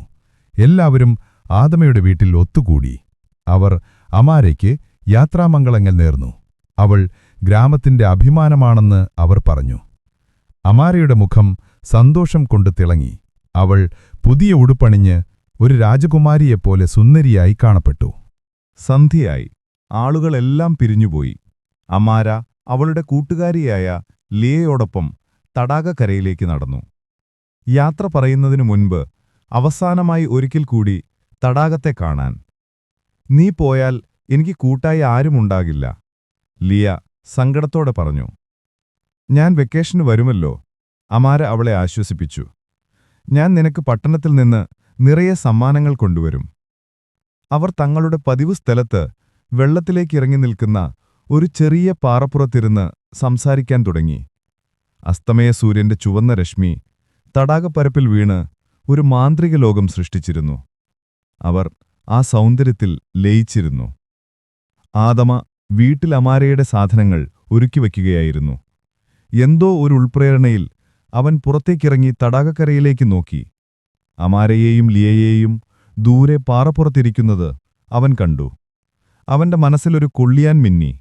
ഇരുട്ടാവാറായി. അവരെന്തിനാണ് അവിടെയിരിക്കുന്നത്? അവൻ അവർക്കു നേരെ വേഗത്തിൽ നടന്നു. അമാരെ, ലിയ, തിരികെ വരൂ, അവൻ ഉറക്കെ വിളിച്ചു. അവന്റെ ശബ്ദം കേട്ട് അവരെഴുന്നേറ്റു. അവരവനെ നോക്കി കൈവീശി. അവർ പാറപ്പുറത്ത് നിന്ന് ഇറങ്ങാൻ തുടങ്ങുകയായിരുന്നു. അപ്പോഴാണ് അത് സംഭവിച്ചത്. ഒരു ശബ്ദവുമുണ്ടായിരുന്നില്ല, ഒരു മുന്നറിയിപ്പുമുണ്ടായിരുന്നില്ല. അവരിരുന്നിരുന്ന പാറയുടെ തൊട്ടടുത്ത് നിന്ന് വെള്ളം ഒന്നുപോലും ഇളകാതെ ഒരു കൂറ്റൻ കറുത്ത രൂപം മുകളിലേക്ക് ഉയർന്നു. അത് ഗുസ്താവയായിരുന്നു. അവൻ പതിയിരിക്കുകയായിരുന്നു. ആഴങ്ങളിൽ നിശബ്ദമായി അവൻ കാത്തിരിക്കുകയായിരുന്നു. ലിയ ഭയന്ന് നിലവിളിച്ച് പിന്നോട്ട് ചാടി കരയിലേക്കോടി. എന്നാൽ അമാരയ്ക്ക് അനങ്ങാൻ കഴിഞ്ഞില്ല. അവൾ ഭയന്നു മരവിച്ചുപോയിരുന്നു. അവളുടെ കണ്ണുകൾ വിടർന്നു. അവളുടെ മുഖം ഭയം കൊണ്ട് വിളറി. ആദമ നിസ്സഹായനായി നോക്കി നിൽക്കെ ഗുസ്താവിന്റെ ഭീമാകാരമായ വായ് തുറക്കപ്പെട്ടു. ഒരു നിമിഷം. ലോകം ഒരു നിമിഷത്തേക്ക് നിശ്ചലമായി. പക്ഷികളുടെ ശബ്ദം നിലച്ചു. കാറ്റ് വീശുന്നത് നിന്നു. ആദമയുടെ ഹൃദയമിടിപ്പ് നിന്നു. പിന്നെ ഒരു നിലവിളി. ആദമയുടെ ജീവിതത്തിൽ അവൻ കേട്ട ഏറ്റവും ഹൃദയഭേദകമായ നിലവിളി. അത് അവന്റെ മകളുടേതായിരുന്നു. അവന്റെ കൺമുന്നിൽ വെച്ച് ആ ഭീകരസത്വം അവന്റെ ലോകത്തെ, അവന്റെ സ്വപ്നങ്ങളെ, അവന്റെ അമാരയെ വിഴുങ്ങി. വെള്ളത്തിലൊരു ചുവന്ന വൃത്തം പടർന്നു. പിന്നെ ഓളങ്ങൾ മാത്രം. ആദമയുടെ തൊണ്ടയിൽ നിന്ന് ഒരു ശബ്ദവും പുറത്തുവന്നില്ല. അവൻ മുട്ടുകുത്തി മണലിലിരുന്നു. അവന്റെ കണ്ണുകളിൽ നിന്ന് കണ്ണുനീരൊഴുകിയില്ല. അവന്റെ ലോകം അവസാനിച്ചിരുന്നു. തടാകപ്പരപ്പിൽ അസ്തമയ സൂര്യന്റെ അവസാനത്തെ കിരണങ്ങളും മാഞ്ഞുപോയി. ഇരുട്ടു പരന്നു.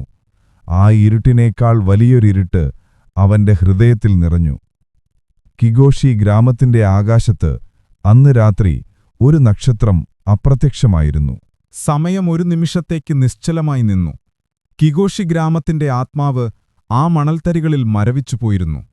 ആദമയുടെ കൺമുന്നിൽ അവന്റെ ലോകം ഒരു ചുവന്ന ഓളമായി തടാകത്തിന്റെ ആഴങ്ങളിലേക്ക് മറഞ്ഞു. ലിയയുടെ ഭയന്നു വിറച്ച നിലവിളി ആ നിശബ്ദതയെ ഭേദിച്ചു. ആ ശബ്ദം കേട്ടാണ് ഗ്രാമം ഒന്നാകെ തീരത്തേക്ക് ഓടിയെത്തിയത്. അവർ കണ്ടത് ഹൃദയം പിളർക്കുന്ന കാഴ്ചയായിരുന്നു. മുട്ടുകുത്തി ശില പോലെ നിശ്ചലനായിരിക്കുന്ന ആദമ അവന്റെ കണ്ണുകൾ ദൂരേക്ക് ഒന്നുമില്ലായ്മയിലേക്ക് നോക്കിയിരിക്കുന്നു. അവന്റെ മുഖത്ത് ഭാവങ്ങളൊന്നുമില്ലായിരുന്നു. ദുഃഖമോ ഭയമോ കോപമോ ഇല്ല. എല്ലാം വറ്റിപ്പോയ, ആത്മാവ് നഷ്ടപ്പെട്ട ഒരു ശരീരം മാത്രം. അവന്റെ ഭാര്യ ഓടിവന്ന് അവന്റെ തോളിൽ പിടിച്ചു കുലുക്കി അലറിക്കരഞ്ഞു. പക്ഷേ അവൻ ഒന്നും അറിഞ്ഞില്ല. അവന്റെ കാതുകൾ അടഞ്ഞിരുന്നു. അവന്റെ ലോകം ആ തടാകത്തിലെ ചുവന്ന വൃത്തത്തിൽ അവസാനിച്ചിരുന്നു. ഗ്രാമത്തിലെ സ്ത്രീകൾ അവന്റെ ഭാര്യയെ താങ്ങിയെടുത്ത് കുടിലിലേക്ക് കൊണ്ടുപോയി. പുരുഷന്മാർ നിസ്സഹായരായി എന്തു ചെയ്യണമെന്നറിയാതെ നിന്നു. ആരും ആദമയെ സ്പർശിക്കാൻ ധൈര്യപ്പെട്ടില്ല. അവന്റെ ആ നിശബ്ദതയ്ക്കു ചുറ്റും അദൃശ്യമായൊരു മതിലുണ്ടായിരുന്നു. ആ ദുരന്തത്തിന്റെ ഭീകരതയേക്കാൾ അവരെ ഭയപ്പെടുത്തിയത് അവന്റെ ആ ഭാവമില്ലാത്ത മുഖമായിരുന്നു. അന്ന് രാത്രി കിഗോഷി ഗ്രാമത്തിനെ ഒരു കുടിലിലും അടുപ്പ് പുകഞ്ഞില്ല. ഒരു കുഞ്ഞും കരഞ്ഞില്ല. ഒരു സംസാരവും ഉയർന്നില്ല. ഗ്രാമത്തിനുമേൽ ഒരു മരണത്തിന്റെ പുതപ്പ് വീണുകിടന്നു. ഓരോരുത്തരും തങ്ങളുടെ കുടിലുകളിൽ ഇരുട്ടിൽ ആ ഭീകര സത്യത്തെ ഉൾക്കൊള്ളാൻ ശ്രമിക്കുകയായിരുന്നു. അവർ ആരാധിച്ചിരുന്ന, അവർ അമ്മയെന്ന് വിളിച്ചിരുന്ന തടാകം അവരുടെ കുഞ്ഞിനെ തന്നെ ഭക്ഷിച്ചിരിക്കുന്നു. അവരുടെ പ്രതീക്ഷയുടെ നാളത്തെയാണ് അത് വിഴുങ്ങിയത്. ആദമയെ അവർ അവന്റെ കുടിലിലേക്ക് കൊണ്ടുവന്നു. അവനൊരു വാക്കുപോലും സംസാരിച്ചില്ല. അവൻ ഭക്ഷണം കഴിച്ചില്ല, വെള്ളം കുടിച്ചില്ല. കുടിലിന്റെ ഒരു മൂലയിൽ ഭിത്തിയിലേക്ക് നോക്കി അവൻ അനങ്ങാതെയിരുന്നു. അവന്റെ ഭാര്യയുടെയും ബന്ധുക്കളുടെയും കരച്ചിലുകൾ അവനെ സ്പർശിച്ചതേയില്ല. അവന്റെ കണ്ണുകൾ തുറന്നിരുന്നു. പക്ഷേ അവനൊന്നും കാണുന്നുണ്ടായിരുന്നില്ല. അവന്റെ ഓർമ്മ ആ ഭീകരമായ നിമിഷത്തിൽ കുടുങ്ങിപ്പോയിരുന്നു. അവന്റെ മകളുടെ അവസാനത്തെ നോട്ടം, അവളുടെ നിലവിളി, ആ ചുവന്ന ഓളങ്ങൾ, അത് വീണ്ടും വീണ്ടും അവന്റെ മനസ്സിൽ ഒരു തകർന്ന ചലച്ചിത്രം പോലെ ഓടിക്കൊണ്ടിരുന്നു. ദിവസങ്ങൾ കടന്നുപോയി. അമാരയുടെ ഓർമ്മയ്ക്കായി ഗ്രാമവാസികൾ പ്രാർത്ഥനകൾ നടത്തി. പക്ഷേ ആദമ അതിലൊന്നും പങ്കുകൊണ്ടില്ല. അവനൊരു ജീവിക്കുന്ന പ്രേതമായി മാറി. അവന്റെ കരുത്തുറ്റ ശരീരം ശോഷിച്ചു തുടങ്ങി. അവന്റെ കണ്ണുകൾ കുഴിഞ്ഞു. താടിരോമങ്ങൾ വളർന്ന് അവന്റെ മുഖം മറച്ചു. അവൻ തടാകത്തിന്റെ ദിശയിലേക്ക് നോക്കിയതേയില്ല. വർഷങ്ങളായി അവന്റെ ജീവിതത്തിന്റെ ഭാഗമായിരുന്ന ഓളങ്ങളുടെ ശബ്ദം ഇപ്പോൾ അവനൊരു പീഡനമായി മാറി. ഓരോ ഓളവും അവനെ ഓർമ്മിപ്പിച്ചത് ആ ദുരന്തത്തെയാണ്. അവന്റെ വള്ളം കരയിൽ കിടന്ന് വെയിലും മഴയുമേറ്റ് നശിക്കാൻ തുടങ്ങി. അവന്റെ വലകൾ ഒരു മൂലയിൽ പൊടിപിടിച്ചു കിടന്നു. അവൻ അതുവരെ ജീവിച്ച ജീവിതം മുഴുവൻ ഉപേക്ഷിച്ചു. അവന്റെ ഭാര്യ പലതവണ അവനോട് സംസാരിക്കാൻ ശ്രമിച്ചു. നിങ്ങളിങ്ങനെ തളർന്നുപോയാൽ നമ്മളെങ്ങനെ ജീവിക്കും? നമുക്ക് പരസ്പരം താങ്ങാവണ്ടേ? അവൾ കണ്ണീരോടെ ചോദിച്ചു. അവൻ മറുപടി പറഞ്ഞില്ല. അവന്റെ ലോകത്ത് അവൾക്കോ മറ്റാർക്കുമോ പ്രവേശനമുണ്ടായിരുന്നില്ല. അവന്റെ ഈ അവസ്ഥ കണ്ട് ഗ്രാമവാസികൾക്ക് സഹതാപം തോന്നി. എന്നാൽ അതിലുപരി അവർക്ക് ഭയമാണ് തോന്നിയത്. ദുഃഖം മനുഷ്യനെ ഭ്രാന്തനാക്കുമെന്ന് അവർ വിശ്വസിച്ചു. ആദമയുടെ ഉള്ളിൽ എന്താണ് നടക്കുന്നതെന്ന് അവർക്ക് ഊഹിക്കാൻ കഴിഞ്ഞില്ല. ഒരു രാത്രി, നിലാവ് പൂർണ്ണമായി ഉദിച്ചു നിൽക്കുന്ന രാത്രി, ഗ്രാമം ഉറങ്ങിക്കിടക്കുമ്പോൾ ആദമ പതിയെ എഴുന്നേറ്റു. മാസങ്ങൾക്ക് ശേഷം ആദ്യമായി അവൻ കുടിലിന് പുറത്തിറങ്ങി. അവൻ തടാകക്കരയിലേക്ക് നടന്നു. നിലാവിൽ വെട്ടിത്തിളങ്ങുന്ന തടാകം ഒരു വശ്യ സൗന്ദര്യമുള്ള രാക്ഷസിയെപ്പോലെ കാണപ്പെട്ടു. ശാന്തമായി, ഒന്നും സംഭവിക്കാത്തതുപോലെ അത് പരന്നുകിടന്നു. ആദമ അതിന്റെ തീരത്ത് നിന്നു. അവന്റെ മനസ്സിൽ അമാരയുടെ ഓർമ്മകൾ തിരയടിച്ചു. അവളോടൊപ്പം ആ മണലിൽ കളിച്ചത്, അവൾക്ക് കഥകൾ പറഞ്ഞുകൊടുത്തത്, അവളുടെ കുഞ്ഞിക്കൈ പിടിച്ച് ആദ്യമായി തടാകത്തിലിറക്കിയത്. ഓരോ ഓർമ്മയും ഒരു കനൽ പോലെ അവന്റെ ഹൃദയത്തെ പൊള്ളിച്ചു. അവന്റെ കണ്ണുകളിൽ നിന്ന് ആദ്യമായി കണ്ണുനീരൊഴുകി. അത് ദുഃഖത്തിന്റെ കണ്ണുനീരായിരുന്നില്ല. അത് നിസ്സഹായതയുടെയും ക്രോധത്തിന്റെയും കണ്ണുനീരായിരുന്നു. അവൻ മുഷ്ടി ചുരുട്ടി ആകാശത്തേക്ക് നോക്കി അലറി. അതൊരു മനുഷ്യന്റെ ശബ്ദമായിരുന്നില്ല. മുറിവേറ്റ ഒരു മൃഗത്തിന്റെ ശബ്ദമായിരുന്നു അത്. ആ ശബ്ദം രാത്രിയുടെ നിശബ്ദതയിൽ തട്ടി ഗ്രാമത്തിൽ മുഴുവൻ പ്രതിധ്വനിച്ചു. അവൻ തടാകത്തിലേക്ക് നോക്കി. അവന്റെ കണ്ണുകളിൽ ഭയമുണ്ടായിരുന്നില്ല. പകരം കടുത്ത പക ആളിക്കത്തുന്നുണ്ടായിരുന്നു. നിന്നെ ഞാൻ കൊല്ലും, അവൻ പല്ലുറുമ്മിക്കൊണ്ടു പറഞ്ഞു. എന്റെ മകളെ എടുത്ത നിന്നെ ഈ ഭൂമിയിൽ നിന്ന് ഞാൻ ഇല്ലാതാക്കും. അതൊരു ശപഥമായിരുന്നു. ഒരു പിതാവിന്റെ, ഹൃദയം തകർന്ന ഒരു മനുഷ്യന്റെ ശപഥം. ആ നിമിഷം മുതൽ ആദമെന്ന പഴയ മനുഷ്യൻ മരിച്ചു. പകരം പ്രതികാരം മാത്രം ലക്ഷ്യമുള്ള പുതിയൊരാൾ ജനിച്ചു. അവന്റെ ജീവിതത്തിന് പുതിയൊരർത്ഥം കൈവന്നിരുന്നു. ഗുസ്താവിന്റെ മരണം. അതിനുവേണ്ടി സ്വന്തം ജീവൻ ബലി കൊടുക്കാനും അവൻ തയ്യാറായിരുന്നു. പിറ്റേന്ന് രാവിലെ ഗ്രാമവാസികൾ കണ്ടത് പുതിയൊരു ആദമയെയാണ്. അവൻ തന്റെ താടി വെടിച്ചു, മുടിവെട്ടി. അവൻ തന്റെ പണിപ്പുരയിലേക്ക് പോയി. വർഷങ്ങളായി അവൻ ഉപയോഗിക്കാത്ത അവന്റെ മുത്തച്ഛന്റെ കാലത്തെ കൂറ്റൻ കുന്തങ്ങളും വലിയ ഇരുമ്പ് കൊളുത്തുകളും അവൻ പുറത്തെടുത്തു. അവൻ അവയ്ക്ക് മൂർച്ച കൂട്ടി. അവന്റെ ഓരോ ചലനത്തിലും ഒരു ഭ്രാന്തമായ ഊർജമുണ്ടായിരുന്നു. അവന്റെ മാറ്റം കണ്ട് ഭാര്യ ഭയന്നു. "നിങ്ങൾ എന്താണീ കാണിക്കുന്നത്?"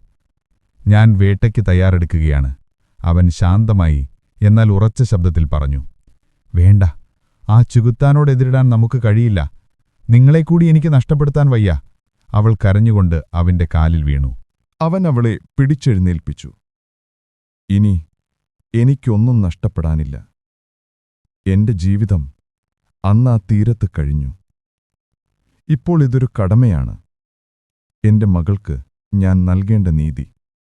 അവന്റെ കണ്ണുകളിലെ തീക്ഷ്ണമായ ഭാവം കണ്ട് അവൾക്ക് മറുത്തൊന്നും പറയാൻ കഴിഞ്ഞില്ല. ആദം ഒരു തീരുമാനമെടുത്തിരുന്നു. ടാങ്കനിക തടാകത്തിന്റെ ചരിത്രത്തിലെ ഏറ്റവും വലിയ പോരാട്ടത്തിന് അവൻ തയ്യാറെടുക്കുകയായിരുന്നു. ഒരു മനുഷ്യനും ഒരു ഇതിഹാസവും തമ്മിലുള്ള പോരാട്ടം. ആ പോരാട്ടത്തിൽ ഒരാൾക്കേ ജീവനോടെ തിരിച്ചുവരാൻ കഴിയുമായിരുന്നുള്ളൂ. ആദമയുടെ ഭ്രാന്തമായ തയ്യാറെടുപ്പുകൾക്ക് കിഗൂഷി ഗ്രാമം ഭയത്തോടെ സാക്ഷ്യം വഹിച്ചു. അവൻ രാവും പകലും വിശ്രമമില്ലാതെ ജോലി ചെയ്തു. തന്റെ ചെറിയ മീൻപിടുത്തവള്ളം അവനൊരു യുദ്ധനൗകയാക്കി മാറ്റി. വള്ളത്തിന്റെ വശങ്ങളിൽ അവൻ ഇരുമ്പു തകിടുകൾ വെച്ചുപിടിപ്പിച്ചു. മുതലയുടെ കടിയിൽ നിന്ന് സംരക്ഷണം നൽകാനായിരുന്നു അത്. വള്ളത്തിന്റെ മുൻഭാഗത്ത് കൂർത്ത കുന്തങ്ങൾ ഘടിപ്പിക്കാനായി അവൻ ചട്ടക്കൂടുകളുണ്ടാക്കി. അവൻ ഗ്രാമത്തിലെ കൊല്ലന്റെ അടുത്ത് ചെന്ന് കട്ടിയുള്ള ഇരുമ്പു ചങ്ങലകളും വലിയ കൊളുത്തുകളും നിർമ്മിച്ചെടുത്തു. അവന്റെ പദ്ധതി ലളിതവും എന്നാൽ അപകടകരവുമായിരുന്നു. ഗുസ്താവിനെ ഇര കാണിച്ച് ആകർഷിക്കുക, അടുത്തെത്തുമ്പോൾ വലിയ കൊളുത്തുകൾ അതിന്റെ തൊലിയിൽ കൊളുത്തിയിടുക, എന്നിട്ട് കുന്തങ്ങൾ ഉപയോഗിച്ച് അതിന്റെ ജീവനെടുക്കുക. അതൊരു ആത്മഹത്യാപരമായ ദൗത്യമാണെന്ന് എല്ലാവർക്കും അറിയാമായിരുന്നു. ഗുസ്താവിന്റെ ഒരു വാലിന്റെ അടി കിട്ടിയാൽ ആ വള്ളം തവിടുപൊടിയാകും. ഗ്രാമത്തിലെ കാരണവന്മാർ അവനെ പിന്തിരിപ്പിക്കാൻ ശ്രമിച്ചു. "ആദമാ, നീ ചെയ്യുന്നത് ഭ്രാന്താണ്. നിന്റെ ജീവൻ വെറുതെ കളയരുത്. അമാരയുടെ ആത്മാവിനത് സന്തോഷം നൽകില്ല. എന്റെ മകൾക്ക് സമാധാനം കിട്ടണമെങ്കിൽ അവൻ ചക്കണം." ആദമയുടെ മറുപടി ഉറച്ചതായിരുന്നു. "അവളെ വിഴുങ്ങിയ ആ വെള്ളത്തിൽ അവന്റെ രക്തം കലരണം. അതുവരെ എനിക്ക് വിശ്രമമില്ല." അവന്റെ കണ്ണുകളിലെ അടങ്ങാത്ത പകയുടെ തീ കണ്ട് അവർ നിശബ്ദരായി.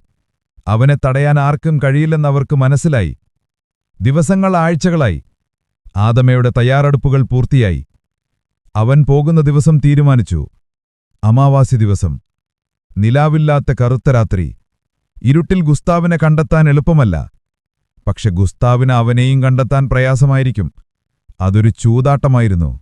യാത്രയുടെ തലേന്ന് രാത്രി അവൻ തന്റെ ഭാര്യയുടെ അടുത്തിരുന്നു. ഒരുപാട് നാളുകൾക്ക് ശേഷം ആദ്യമായി അവൻ അവളെ സ്നേഹത്തോടെ നോക്കി. "ഞാനൊരു പക്ഷേ തിരികെ വരികയില്ല," അവൻ ശാന്തമായി പറഞ്ഞു. നീ മറ്റൊരാളെ വിവാഹം കഴിച്ച് പുതിയൊരു ജീവിതം തുടങ്ങണം." അവൾ അവന്റെ വായ് പൊത്തി. "അങ്ങനെയൊന്നും പറയരുത്. നിങ്ങൾ തിരിച്ചുവരും. എനിക്കുവേണ്ടി, നമ്മുടെ ഓർമ്മകൾക്ക് വേണ്ടി." അവൻ അവളുടെ കയ്യിൽ പിടിച്ചു. "എന്തു സംഭവിച്ചാലും നീ ജീവിക്കണം, സന്തോഷമായിരിക്കണം. എനിക്കുവേണ്ടി അതെങ്കിലും ചെയ്യണം." അന്ന് രാത്രി അവൻ അമാരയുടെ പഴയ കളിപ്പാട്ടങ്ങൾ വെച്ചിരുന്ന പെട്ടി തുറന്നു. അവളുടേതായ ഓരോ വസ്തുവും അവൻ എടുത്തുനോക്കി. അവളുടെ കൊച്ചരിപ്പല്ലുകൾ കാട്ടിയുള്ള ചിരി അവന്റെ മനസ്സിൽ തെളിഞ്ഞു. അവന്റെ ഹൃദയം വേദന കൊണ്ട് പിടഞ്ഞു. ഈ വേദനയാണ് അവന്റെ ശക്തി. ഈ ഓർമ്മകളാണ് അവന്റെ ആയുധം. പിറ്റേന്ന് സന്ധ്യ മയങ്ങിയപ്പോൾ ആദമ തന്റെ വള്ളം വെള്ളത്തിലിറക്കി. ഗ്രാമം മുഴുവൻ തീരത്ത് ഒത്തുകൂടിയിരുന്നു. അവരുടെ കണ്ണുകളിൽ ഭയവും ആരാധനയും സഹതാപവും ഇടകലർന്നിരുന്നു. അവനൊരു ഭ്രാന്തനാണോ അതോ ഒരു വീരനാണോ എന്ന് അവർക്ക് നിശ്ചയമില്ലായിരുന്നു. അവൻ വള്ളത്തിൽ കയറി. അവന്റെ കയ്യിൽ ആയുധങ്ങളുണ്ടായിരുന്നു. കൂറ്റൻ കുന്തങ്ങൾ, ഇരുമ്പു കൊളുത്തുകൾ, പിന്നെ അവന്റെ മുത്തശ്ശൻ ഉപയോഗിച്ചിരുന്ന ആനത്തോല് കൊണ്ടുണ്ടാക്കിയ പരിചയം. ഇരയായി ഒരു വലിയ ആടിന്റെ ജഡം അവൻ വള്ളത്തിൽ കെട്ടിവച്ചിരുന്നു. അതിന്റെ രക്തത്തിന്റെ ഗന്ധം ഗുസ്താവിനെ ആകർഷിക്കുമെന്ന് അവൻ അറിയാമായിരുന്നു. അവൻ അവസാനമായി കരയിലേക്ക് നോക്കി. തന്റെ ഭാര്യയുടെ കണ്ണുനീർ നിറഞ്ഞ മുഖം, ഗ്രാമവാസികളുടെ പ്രാർത്ഥനകൾ. അവൻ കണ്ണുകളടച്ചു, അമാരയുടെ മുഖം മനസ്സിൽ ധ്യാനിച്ചു. എന്നിട്ട് അവൻ ഒറ്റ റിമോ കൊണ്ട് വള്ളം തടാകത്തിന്റെ കറുത്ത ആഴങ്ങളിലേക്ക് തുഴഞ്ഞു. രാത്രിയുടെ നിശബ്ദതയിൽ അവന്റെ വള്ളം ഒരു കറുത്ത നിഴൽ പോലെ മുന്നോട്ട് നീങ്ങി. ചുറ്റും കൂരാക്കൂരിരുട്ട്. വെള്ളം അനങ്ങാതെ കിടന്നു. ഒരു ശ്മശാനത്തിലെന്ന പോലെ നിശബ്ദത. അവൻ ശാപഗ്രസ്തമായ ഉൾക്കടലിന്റെ ദിശയിലേക്കാണ് തുഴഞ്ഞത്, ഗുസ്താവിന്റെ സാമ്രാജ്യത്തിലേക്ക്. മണിക്കൂറുകൾ കടന്നുപോയി. അവന്റെ കണ്ണുകൾ ഇരുട്ടുമായി പൊരുത്തപ്പെട്ടു. ഓരോ ചെറിയ ഓളവും ഓരോ ശബ്ദവും അവൻ ശ്രദ്ധിച്ചു. അവന്റെ ഇന്ദ്രിയങ്ങളെല്ലാം ഉണർന്നിരുന്നു. അവനൊരു വേട്ടക്കാരനായി മാറിയിരുന്നു. അർദ്ധരാത്രി കഴിഞ്ഞപ്പോൾ അവൻ ആടിന്റെ ജഡം ഒരു കയറിൽ കെട്ടി വെള്ളത്തിലിട്ടു. രക്തം വെള്ളത്തിൽ പടരാൻ തുടങ്ങി. ഇനി കാത്തിരിപ്പാണ്, ക്ഷമയോടെയുള്ള കാത്തിരിപ്പ്. പെട്ടെന്ന് അവന്റെ വള്ളത്തിൽ നിന്ന് കുറച്ചകലെ വെള്ളത്തിനടിയിൽ ഒരു വെളുത്ത തിളക്കം പോലെ എന്തോ ഒന്ന് കണ്ടു. അതൊരു മീനിന്റെ കൂട്ടമായിരിക്കാം. എന്നാൽ അടുത്ത നിമിഷം ആ തിളക്കം വലുതായി ഒരു പ്രേതത്തെപ്പോലെ ഉയർന്നുവന്നു. അത് ഗുസ്താവിന്റെ വയറിന്റെ അടിഭാഗമായിരുന്നു. അവൻ വള്ളത്തിനടിയിലൂടെ മലർന്നു നീന്തുകയായിരുന്നു. ആദമയുടെ വള്ളം എത്രത്തോളം ഉണ്ടെന്ന് അളക്കുകയായിരുന്നു അവൻ. ആദമയുടെ രോമകൂപങ്ങൾ എഴുന്നുനിന്നു. അവൻ ശ്വാസം അടക്കിപ്പിടിച്ചു നിന്നു. ഗുസ്താവ് അവനെ കളിപ്പിക്കുകയായിരുന്നു. താൻ ഇവിടെയുണ്ടെന്ന് അറിയിക്കുകയായിരുന്നു. പിന്നെ എല്ലാം പെട്ടെന്നായിരുന്നു. വള്ളത്തിന്റെ പിന്നിൽ നിന്നൊരു കൂറ്റൻ തല ഉയർന്നു. ആദമ തിരിഞ്ഞു നോക്കിയതും ഗുസ്താവിന്റെ വാ പിളർന്നതും ഒരുമിച്ചായിരുന്നു. അവന്റെ ലക്ഷ്യം വള്ളത്തിന്റെ പിൻഭാഗമായിരുന്നു. എന്നാൽ ആദമ തയ്യാറായിരുന്നു. അവൻ മുന്നോട്ട് കുതിച്ച് വള്ളത്തിന്റെ മുൻഭാഗത്തുറപ്പിച്ച ഏറ്റവും വലിയ കുന്തം വലിച്ചൂരി. ഗുസ്താവ് വള്ളത്തിൽ കടിച്ചു. ഇരുമ്പുതകിടുകളിൽ അവന്റെ പല്ലുകൾ ഉരസുന്നതിന്റെ ഭീകരമായ ശബ്ദം കേട്ടു. വള്ളം ആടിയുലഞ്ഞു. ആദമയ്ക്ക് നിലതെറ്റി. അവൻ വള്ളത്തിൽ വീണു. ഗുസ്താവ് വള്ളം തലകൊണ്ട് മുകളിലേക്കെറിഞ്ഞു. ആദമ വായുവിലേക്ക് തെറിച്ചു. അവൻ വെള്ളത്തിൽ വീണു. തണുത്ത ജലം അവന്റെ ശരീരത്തെ പൊതിഞ്ഞു. ഒരു നിമിഷം അവൻ സ്തബ്ധനായി. പിന്നെ അവൻ അറിയാമായിരുന്നു, ഇനിയുള്ളത് ജീവൻമരണ പോരാട്ടമാണെന്ന്. അവൻ ഉപരിതലത്തിലേക്ക് നീന്തി. അവൻ തലയുയർത്തി നോക്കുമ്പോൾ കണ്ടത് തകർന്ന വള്ളത്തിന്റെ അവശിഷ്ടങ്ങൾക്കിടയിൽ അവനെത്തന്നെ ഉറ്റുനോക്കുന്ന ഗുസ്താവിനെയാണ്. അവന്റെ കയ്യിൽ ആയുധങ്ങളൊന്നുമുണ്ടായിരുന്നില്ല. അവൻ തനിച്ചായിരുന്നു, ടാങ്കനികയുടെ ആഴങ്ങളിൽ, ആ ഭീകരസത്വത്തിന്റെ മുന്നിൽ. അവന്റെ പകയുടെ കുന്തമുന ഒടിഞ്ഞുപോയിരുന്നു. ഇപ്പോൾ അവന്റെ കയ്യിലുള്ള ഒരേയൊരു ആയുധം അവന്റെ മനക്കരുത്തു മാത്രമായിരുന്നു. തണുത്തുറഞ്ഞ ജലത്തിൽ തകർന്ന വള്ളത്തിന്റെ അവശിഷ്ടങ്ങൾക്കിടയിൽ ആദമ ഗുസ്താവിനെ മുഖാമുഖം കണ്ടു. ആ ഭീമാകാരനായ ജീവിയുടെ കണ്ണുകളിൽ ഒരു വിജയഭാവം നിഴലിച്ചിരുന്നു. ഇരയെ കളിപ്പിച്ച് തളർത്തി കീഴടക്കുന്ന വേട്ടക്കാരന്റെ ക്രൂരമായ ആനന്ദം. ഗുസ്താവ് അവസരപ്പെട്ടില്ല. അവൻ ആദമയ്ക്കു ചുറ്റും ഒരു വൃത്തത്തിൽ നീന്താൻ തുടങ്ങി. ഓരോ തവണയും വൃത്തം ചെറുതായി വന്നു. അതൊരു മരണത്തിന്റെ വൃത്തമായിരുന്നു. ആദമയുടെ മനസ്സിൽ ഭയം ഇരച്ചുകയറി. തണുപ്പ് അവന്റെ ശരീരത്തെ മരവിപ്പിക്കാൻ തുടങ്ങിയിരുന്നു. കൈകാലുകൾക്ക് ഭാരം വെക്കുന്നതുപോലെ തോന്നി. പക്ഷേ അവൻ തോൽക്കാൻ തയ്യാറായിരുന്നില്ല. അമാരയുടെ മുഖം അവന്റെ മനസ്സിൽ തെളിഞ്ഞു. അച്ഛാ എന്നവളുടെ നേർത്ത വിളി അവന്റെ കാതുകളിൽ മുഴങ്ങി. അതവന് പുതിയൊരു ഊർജം നൽകി. ഭയത്തിനു മുകളിൽ പ്രതികാരം ജ്വലിച്ചുയർന്നു. അവൻ ചുറ്റും നോക്കി. തകർന്ന വള്ളത്തിന്റെ ഒരു വലിയ പലകക്കഷ്ണം ഒഴുകി നടക്കുന്നതവൻ കണ്ടു. സർവശക്തിയുമെടുത്ത് അവൻ അതിനടുത്തേക്ക് നീന്തി. ആ പലകയിൽ പിടികിട്ടിയാൽ ഒരുപക്ഷെ കുറച്ചുകൂടി നേരം പിടിച്ചു നിൽക്കാനാവും. അവന്റെ നീക്കം മനസ്സിലാക്കിയെന്നോണം ഗുസ്താവ് പെട്ടെന്ന് വേഗത കൂട്ടി. അവന്റെ കൂറ്റൻ ശരീരം വെള്ളം കീറിമുറിച്ചു മുന്നോട്ടു കുതിച്ചു. അവൻ സൃഷ്ടിച്ച ഓളത്തിൽ ആദമ പിന്നോട്ട് തള്ളപ്പെട്ടു. ഗുസ്താവ് ആദമയുടെ തൊട്ടടുത്തെത്തി. അവന്റെ ഭീമാകാരമായ വായു തുറന്നു. അഴുകിയ മാംസത്തിന്റെ ദുർഗന്ധം ആദമയുടെ നാസാരന്ധ്രങ്ങളിലേക്ക് തുളച്ചുകയറി. ഇതാണ് അവസാനം, അവനൊരു നിമിഷമോർത്തു. അവൻ കണ്ണുകളടച്ചു. പക്ഷേ ഗുസ്താവ് അവനെ കടിച്ചില്ല. പകരം അവൻ തന്റെ വാലിന്റെ അറ്റം കൊണ്ട് വെള്ളത്തിൽ ആഞ്ഞടിച്ചു. ആ പ്രഹരം ഒരു ചുറ്റിക കൊണ്ടടിക്കുന്നതുപോലെ ആയിരുന്നു. ആദമയുടെ നെഞ്ചിലാണത് കൊണ്ടത്. അവന്റെ ശ്വാസം നിന്നുപോയി. വേദന കൊണ്ട് അവന്റെ കണ്ണുകളിരുണ്ടു. അവൻ വെള്ളത്തിലേക്ക് താഴ്ന്നുപോയി. വെള്ളത്തിനടിയിൽ ലോകം നിശ്ശബ്ദമായി. അവന്റെ ശ്വാസകോശങ്ങൾ വായുവിനായി പിടഞ്ഞു. മുകളിലെ ഇരുണ്ട ജലപ്പരപ്പിലൂടെ ഗുസ്താവിന്റെ കറുത്ത നിഴൽ നീങ്ങുന്നത് അവൻ കണ്ടു. മരണം എത്ര ശാന്തമാണ്, അവൻ ഓർത്തു. ഈ തടാകത്തിന്റെ ആഴങ്ങളിൽ തന്റെ മകൾ അലിഞ്ഞു ചേർന്ന അതേയിടത്ത് താനും അവസാനിക്കാൻ പോകുന്നു. ഒരുപക്ഷേ അതായിരിക്കാം നീതി. അവന്റെ ബോധം മറയാൻ തുടങ്ങി. അപ്പോൾ അവന്റെ കയ്യിൽ എന്തോ ഒന്ന് തടഞ്ഞു. പരുപരുത്ത ഉറച്ച ഒന്ന്. അതൊരു കയറായിരുന്നു. അവൻ ആടിന്റെ ജഡം കെട്ടിയിട്ട കയർ, അവന്റെ പ്രതീക്ഷയുടെ അവസാനത്തെ നൂൽ. അവനതിൽ മുറുകെ പിടിച്ചു. കയറിന്റെ മറ്റേ അറ്റം തകർന്ന വള്ളത്തിന്റെ ഒരു ഭാഗത്ത് കുടുങ്ങിക്കിടക്കുകയായിരുന്നു. അവൻ ആ കയറിൽ പിടിച്ച് മുകളിലേക്കുയർന്നു. അവൻ വീണ്ടും ഉപരിതലത്തിലെത്തി. ആർത്തിയോടെ ശ്വാസം വലിച്ചു. ഗുസ്താവ് അവനെത്തന്നെ നോക്കി നിൽക്കുകയായിരുന്നു. തന്റെ ഇര ഇത്ര പെട്ടെന്ന് മരിക്കാത്തതിൽ അവന് അത്ഭുതം തോന്നിക്കാണണം. അല്ലെങ്കിൽ ഈ കളി അവൻ ഇനിയും ആസ്വദിക്കണമായിരിക്കാം. ആദമയ്ക്ക് ഒരു കാര്യം മനസ്സിലായി. ഗുസ്താവ് അവനെ കൊല്ലുന്നതിനു മുൻപ് അവനെ തളർത്താൻ ശ്രമിക്കുകയാണ്. അവന്റെ ഓരോ പ്രഹരവും അവനെ ദുർബലനാക്കാനാണ്. ഈ കളിയിൽ ശക്തി കൊണ്ടല്ല, ബുദ്ധി കൊണ്ടാണ് ജയിക്കേണ്ടത്. അവൻ തകർന്ന വള്ളത്തിന്റെ പലക ലക്ഷ്യമാക്കി വീണ്ടും നീന്തി. ഇത്തവണ ഗുസ്താവ് തടഞ്ഞില്ല. അവനൊരു നിഗൂഢമായ ചിരിയോടെ അത് നോക്കി നിന്നു. ആദമ പലലിയിൽ കയറിപ്പിടിച്ച് നെഞ്ചമർത്തിക്കിടന്നു. അതൊരു ചെറിയ തുരുത്തായിരുന്നു. മരണക്കടലിലെ ഒരു തുരുത്ത്. അവന്റെ നെഞ്ചിലെ വേദന അസഹനീയമായിരുന്നു. വാരിയെല്ലുകൾ ഒടിഞ്ഞിട്ടുണ്ടാവണം. ഗുസ്താവ് വീണ്ടും അപ്രത്യക്ഷനായി. അവൻ വെള്ളത്തിനടിയിലേക്ക് ഊളിയിട്ടു. ആദമയ്ക്കറിയാമായിരുന്നു അടുത്ത ആക്രമണം എവിടെ നിന്നായിരിക്കുമെന്ന് പ്രവചിക്കാൻ കഴിയില്ല. അവൻ ശ്വാസമടക്കിപ്പിടിച്ച് കാത്തു. അവന്റെ കണ്ണുകൾ ഇരുട്ടിനെ തുളച്ച് നാലുപാടും പരതി. ഓരോ നിമിഷവും ഓരോ യുഗം പോലെ കടന്നുപോയി. പെട്ടെന്ന് അവന്റെ കാലിനടിയിൽ പലകയുടെ താഴെ ഒരു വലിയ സമ്മർദ്ദം അനുഭവപ്പെട്ടു. ഗുസ്താവ് അവനെ താഴെ നിന്ന് ആക്രമിക്കാൻ ശ്രമിക്കുകയാണ്. അവൻ പലകയെ മുകളിലേക്ക് തള്ളിമറിച്ചിടാൻ നോക്കുകയാണ്. ആദമ സർവശക്തിയുമെടുത്ത് പലകയിൽ അമർന്നു പിടിച്ചു. ഒരു ഭൂകമ്പം പോലെ ആ പലക വിറച്ചു. പലകയുടെ വിടവുകളിലൂടെ വെള്ളം മുകളിലേക്ക് ചീറ്റി. "ഇല്ല!" ആദമെ അലറി. "നിനക്കെന്നെ കൊല്ലാനാവില്ല!" അവന്റെ അലർച്ച കേട്ടെന്നോണം ഗുസ്താവിന്റെ ശ്രമം പെട്ടെന്ന് നിന്നു. പിന്നെ ആദമ അത് കണ്ടു. പലകയുടെ മുൻഭാഗത്തുകൂടി വെള്ളത്തിൽ നിന്ന് 2 ചുവന്ന കണ്ണുകൾ ഉയർന്നുവന്നു. ഗുസ്താവ് അവനെ നോക്കുകയായിരുന്നു. ആ നോട്ടത്തിൽ ആദ്യമായി ആദമ ഒരു ഭാവമാറ്റം കണ്ടു. അത് ക്രൗര്യമായിരുന്നില്ല, കൗതുകമായിരുന്നു. ഒരു മനുഷ്യന്റെ ഇത്രയും ചെറുത്തുനിൽപ്പ് അവനൊരു പക്ഷേ ആദ്യമായി കാണുകയായിരിക്കും. ആ നിമിഷത്തിൽ, ആ ഇരുട്ടിൽ, ആ മരണത്തിന്റെ നിശബ്ദതയിൽ ഒരു മനുഷ്യനും ഒരു മൃഗവും പരസ്പരം കണ്ണുകളിലേക്ക് നോക്കി. അതൊരു യുദ്ധമായിരുന്നില്ല, അതൊരു സംവാദമായിരുന്നു. ഭാഷയില്ലാത്ത, വാക്കുകളില്ലാത്ത ഒരു സംവാദം. "നീ എന്തിനാണ് എന്റെ മകളെ കൊന്നത്?" ആദമയുടെ കണ്ണുകൾ ചോദിച്ചു. "ഇത് എന്റെ ലോകമാണ്. ഇവിടെ ഞാനാണ് നിയമം." ഗുസ്താവിന്റെ കണ്ണുകൾ മറുപടി നൽകി. "ഞാൻ നിന്നെ വെറുതെ വിടില്ല." ആദമയുടെ കണ്ണുകളിൽ പകയെരിഞ്ഞു. "ശ്രമിച്ചു നോക്കൂ." ഗുസ്താവിന്റെ കണ്ണുകളിൽ ഒരു വെല്ലുവിളിയുണ്ടായിരുന്നു. ആ നിമിഷത്തെ ഭേദിച്ചത് ദൂരെ കിഴക്കൻ മലനിരകൾക്കു മുകളിൽ പ്രത്യക്ഷപ്പെട്ട ഒരു നേർത്ത വെള്ളിരേഖയാണ്. പ്രഭാതം പൊട്ടിവിടരുകയായിരുന്നു. രാത്രിയുടെ ഇരുട്ടുമായുന്നു. വെളിച്ചം വരുന്നു. വെളിച്ചം വന്നാൽ ഗുസ്താവിന് ഒളിച്ചിരിക്കാൻ കഴിയില്ല. അവന്റെ ശക്തി ഇരുട്ടിലാണ്. വെളിച്ചം ആദമയുടെ മിത്രമാണ്. ഇതു മനസ്സിലാക്കിയെന്നോണം ഗുസ്താവ് അവസാനമായി അവനെ ഒന്നു നോക്കി.